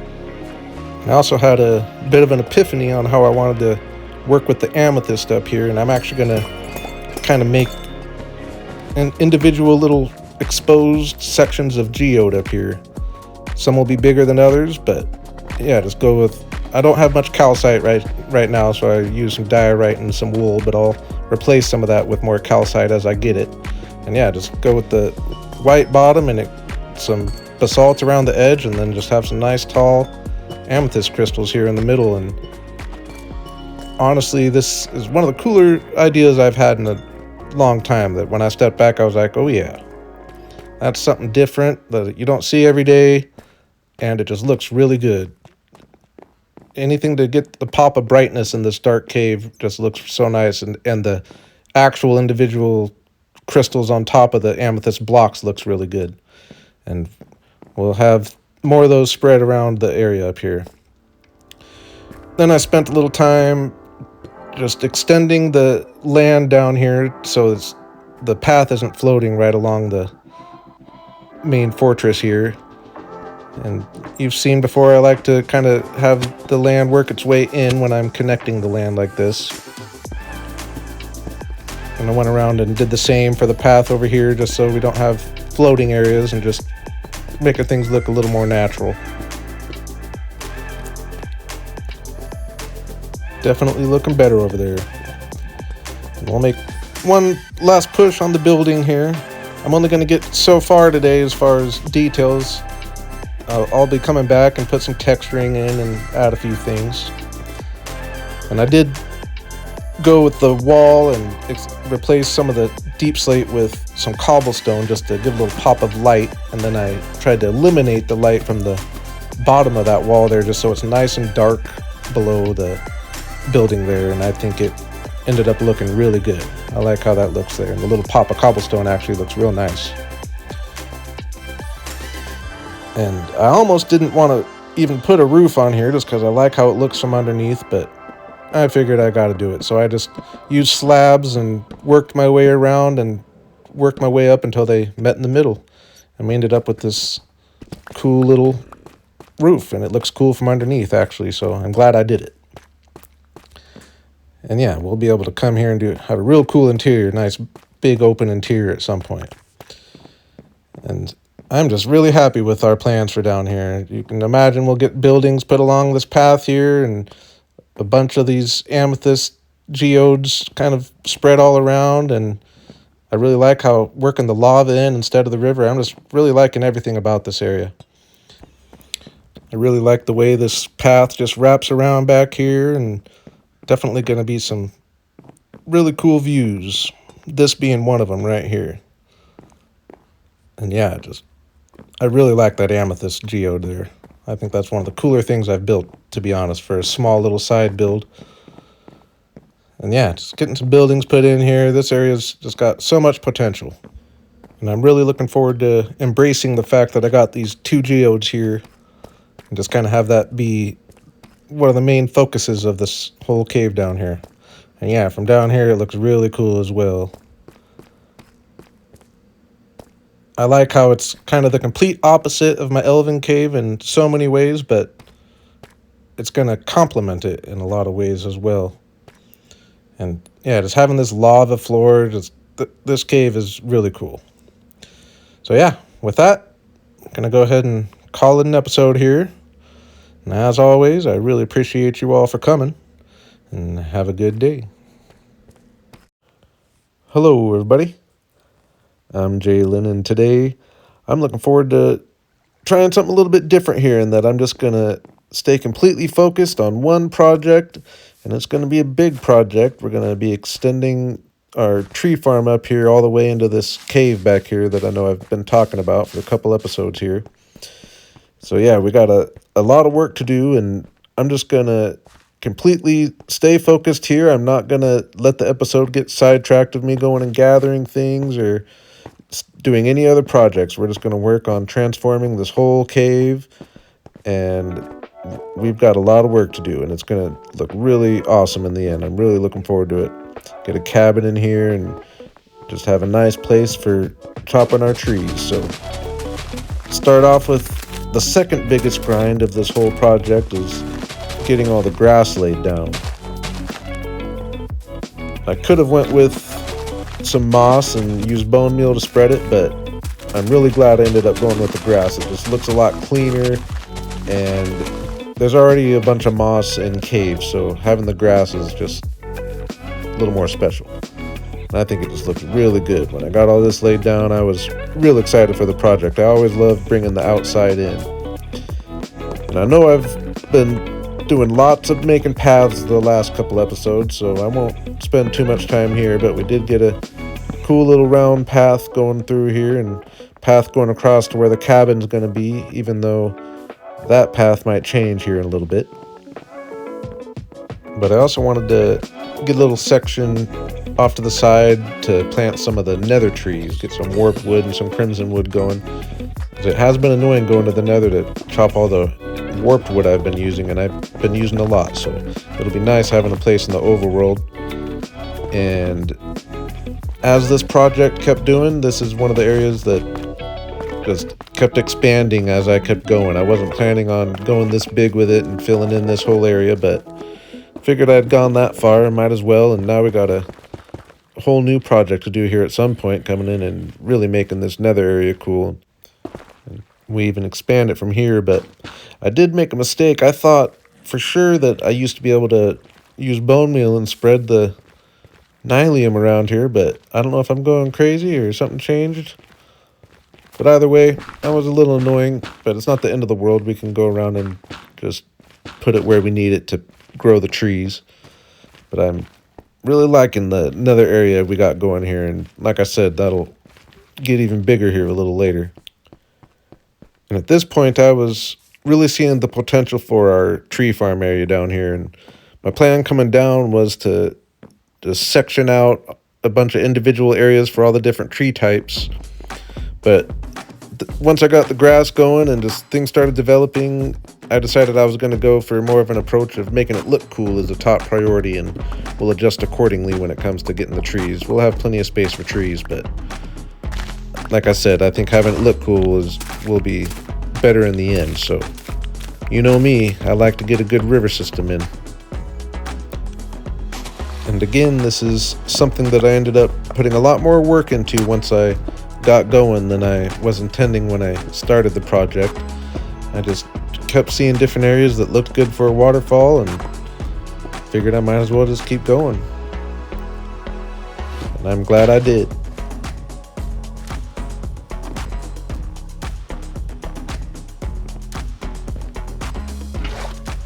I decided to go with kind of my different levels of pools of water like I did in the Elven cave, but everything just ended up meeting up in the middle here, so I decided to just turn it into a lake. Even though this is the big open part of the cave that inspired me to build a tree farm here in the first place, now I'm not going to plant a tree in the biggest open part, but I'm definitely glad I went this route. We end up with plenty of space for trees, and just having this big open area in the middle is a lot cooler than just having the whole cave filled with trees. So, and I also really like our little stream system we got going on up here.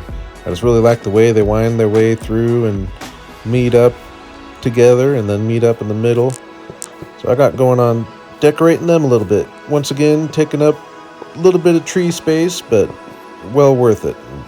Not doing anything too fancy. Just getting some random fences around. Get a little bit of coarse dirt mixed in just to break the green up a little bit, as well as some sand, especially where the streams are flowing into the lake. And I like to put sand in corners on when I'm making a little stream like this. And then I went around with a bunch of bone meal just along the river. Where I'm planting the trees, I won't have bone meal just because it'll all get knocked down anyway, but along the river I tried to have a little more greenery going on. And then I was thinking of extending the diorite and nylium in here, just like I had in the Elven cave, and just have this be kind of part of the Elven cave, but I figured since it was completely separate, it'd be kind of cool to just have it be completely different and just go with the wood theme since we're doing a tree chopping forest here. And I think the streams just look awesome here. It didn't take much work. It's nothing too fancy, but definitely just brings a whole lot of life rather than just flat green grass. And you can see we still got a decent amount of area for trees. Definitely took a lot of it away, but we'll be fixing that here in a little bit. But now I'm going to get our cabin up here. And I'm just going to get out of the way and let you kind of enjoy the process. I try to show pretty much every step, so if you watch closely, you can kind of really see my process on how I build things.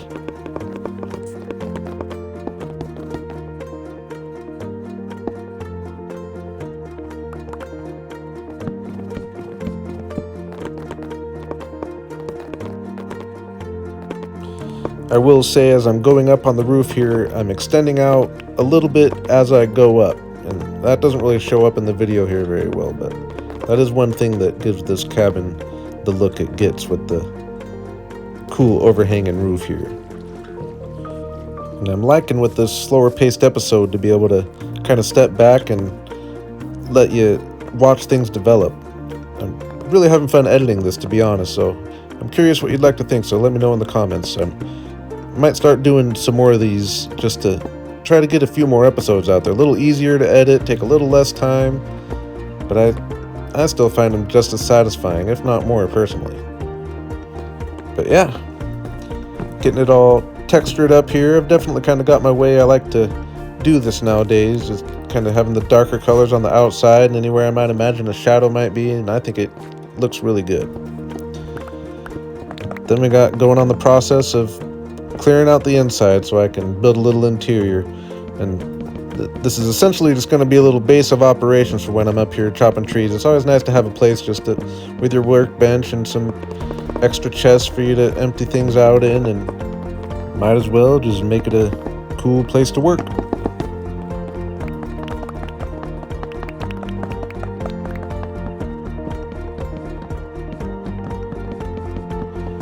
I'm really glad I did the lake over here. It's going to be way cooler having the lake off the front porch than just a bunch of trees. I did go around and put these little bundles of wood, just a few logs with some rails on top, and I think they looked really good. And got a couple spruce trees planted on each side of the cabin just to kind of frame it, and I think we got this looking really cool here. And I can't stress enough how good of a decision it was to have this lake in the middle and create this open space rather than having the cabin be blocked from so many angles by trees. So I'm really glad I did that. But it did lead to a lot more work because I was bound and determined to still have a lot of space for trees and have each tree have its own section. So I ended up doing a whole bunch of digging back and extending these walls back and placing a whole lot of grass. This project overall, I think, took about 2 full chests of grass. Like I said, I saved you the trips of me going up and gathering it. But yeah, we opened up a bunch more space, and while I was at it, I opened up a bunch more space in the Nether area over here. Then I flattened out this area up here by the jungle forest just to create another section. This will be the smallest section, but the other sections are going to be created in this cave that kind of extends off of our main cave already, and this is where I was saying quite the big grind here getting this going. I needed 3 more sections, so I needed to create 3 layers working my way down here, and took a whole bunch of digging and digging out the ceiling a little bit to make sure I got plenty of height. So this area had plenty of height already, but the main one that really took some work was getting this bottom area down. But I'm really glad I took on this project down here. It definitely just ended up being a really cool addition to the area. End up doing a bunch of terraforming just to make it look better, and yeah, like I said, something I had no idea I was going to do when I started down here, and that's what's so cool about Minecraft, is just letting it send you in all different directions. Yeah, we got our path put in here, and now we got an area ready for some trees here pretty shortly. I end up putting a little border around the entrance just to have it pop a little bit better, and I was planning on expanding on it at some point in the future, but I end up finding that it ends up being blocked by trees for the most part. But speaking of trees, we end up going around and giving each tree its own little section here. In the new cave, we put the oak and the birch because it had the lowest ceiling, and oak and birch can grow with the lowest ceiling. At least I think. I could be wrong on that. I put mangrove up top here just because I thought it would look cool. I put spruce in the new one over by the jungle area just because I'm going to be getting so much spruce anyway, it could be the smallest place. Then I went around and got a bunch of the nether trees planted. And this area is just another one that just kept expanding as we were going down here, but it ends up being really cool. I'm really looking forward to coming back at some point in the future and really netherifying this area up. I've actually never done a huge thing of bringing the nether into the overworld. I've always thought about it, but yeah, I did a whole bunch of work in the cave here. It's probably hard to tell, but we did push the walls back quite a bit. Got quite a lot more space for the trees. And it'll look cooler when we get it lit up and you can see the mangrove up there. But one last little push of details while we wait for the trees to grow. We're going to do a really cool project on the ceiling, which I'm really looking forward to showing you here. But first, I want to get the interior done. I will show you all the cobblestone and stone we got from our work so you can really see how much grinding we did there. But yeah, just get a nice little simple interior here. Place to just be comfortable and get organized when I'm up here chopping trees.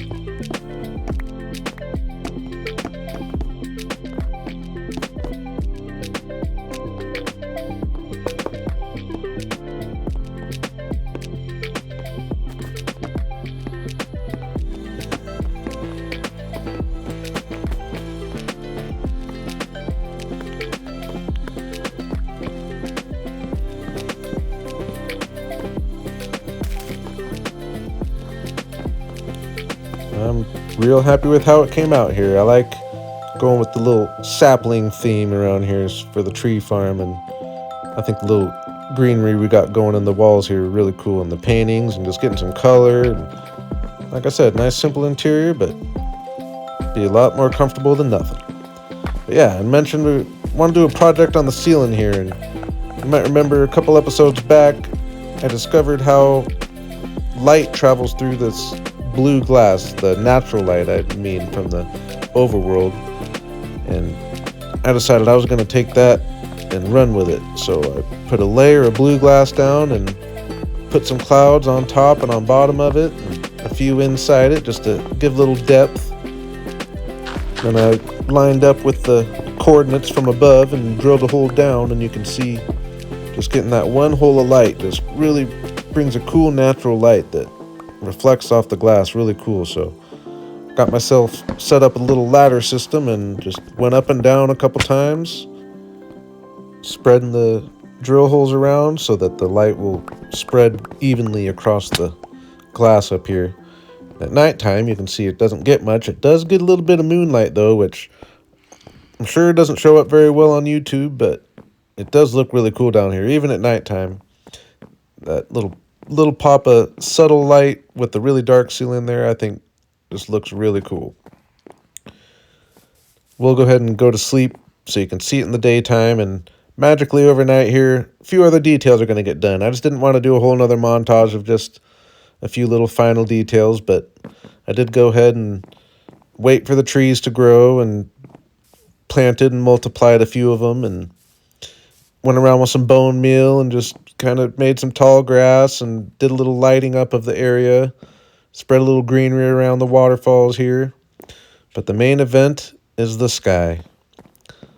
I think this is just awesome here, and I'm really proud of myself. It's honestly the most unique thing I've ever come up with. I'm not saying I'm the first one to ever do this, but I will say I've never seen it. And as far as coming up with something on my own, I'm really proud of this one. I think it could be something that people should take and run with. And I'm definitely going to. I'll be spreading the sky around my cave system here like this a little bit. I do like the idea of doing it in kind of little pockets. And I'll even come back here to the Nether area, and I'm thinking maybe do a red sky with like some orange clouds or something like that. But yeah, even just peeking through the trees here, as I walk around here, it just keeps catching my eye without me even trying to pay attention to it. And I think it's just so cool. And like I said, I plan on doing little pockets of it, and I think that looks cooler with the dark ceiling rather than just having it all be the sky. It's cool having that really dark ceiling and then the sky poking through. And yeah, our tree farm itself is just looking really cool, filling in. Got our oak trees down here. Like I said, they just fit under the ceiling there. Same for the birch trees. And they're not the biggest sections, but if I need a whole bunch of one kind of wood, I can adjust accordingly. And yeah, our mangrove trees up here, and this is a really cool view of the whole farm down here. And the sky poking through there. Gotta get rid of a couple zombies. And everything about this place, our extreme little waterfall system. Again, the sky just catches my eye. We already had our big jungle tree section, which I'm just going to keep this as a jungle tree area. I like the tall trees above the Elven cave down there. And then this littlest one will be a spruce area because, like I said, I'm getting so much spruce anyway. And 4 spruce trees goes a long way. And once again, just coming around the corner, the sky just totally grabs your eye. And I really had fun with this. Like I said, going about this episode a little different, and I really enjoyed editing it, and I kind of like how this one went. And like I said, I might be able to get more episodes out if I kind of go this route a little bit more. So let me know what you think. But before I go away, I got a little bit of news. If I go to settings and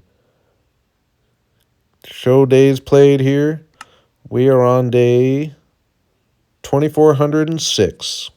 So that means we've spent 506 days in Season 2 so far, which means I've met my criteria to go back to spawn, which I am really looking forward to.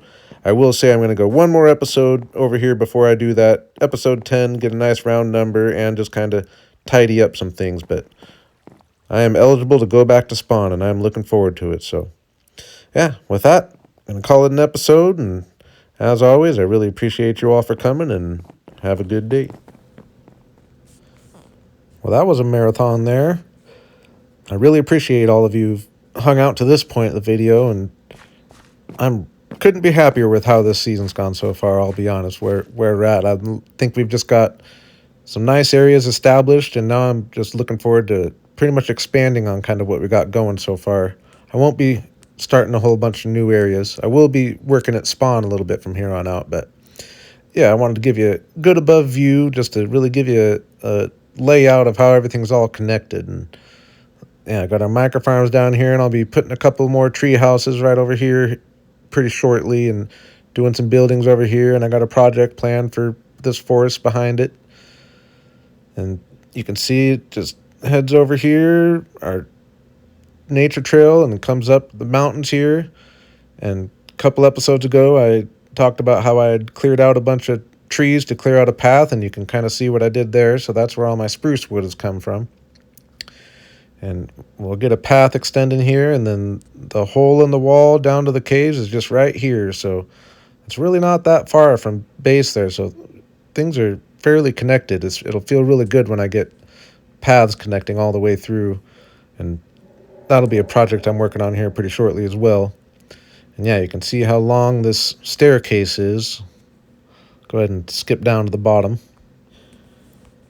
Come out here in this deep dark area, and this will be the one area that I probably actually do get a project going in here, because I kind of got an idea for what I want to do in here. But yeah, from there it hooks right up with our Elven cave here, which can't say enough how happy I am with, and it's only going to get cooler and cooler over time here. Kind of tree chopping forest up there, but I know we just watched all of that.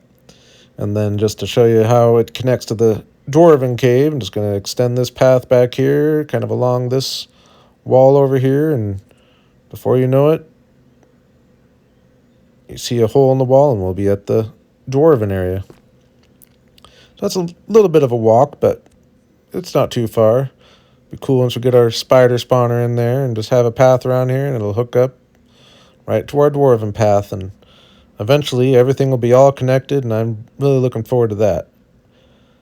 And yeah, just overall, I'm just, like I said, really happy with where we're at in this world. And we got a lot of good bases of operations, and now we're ready to really get building and expanding on the areas that we've got started. So yeah, I do really appreciate you all for staying and watching this whole thing. That's a great way to support the channel, so you're the real ones. So as always, thank you all for coming, and have a good day.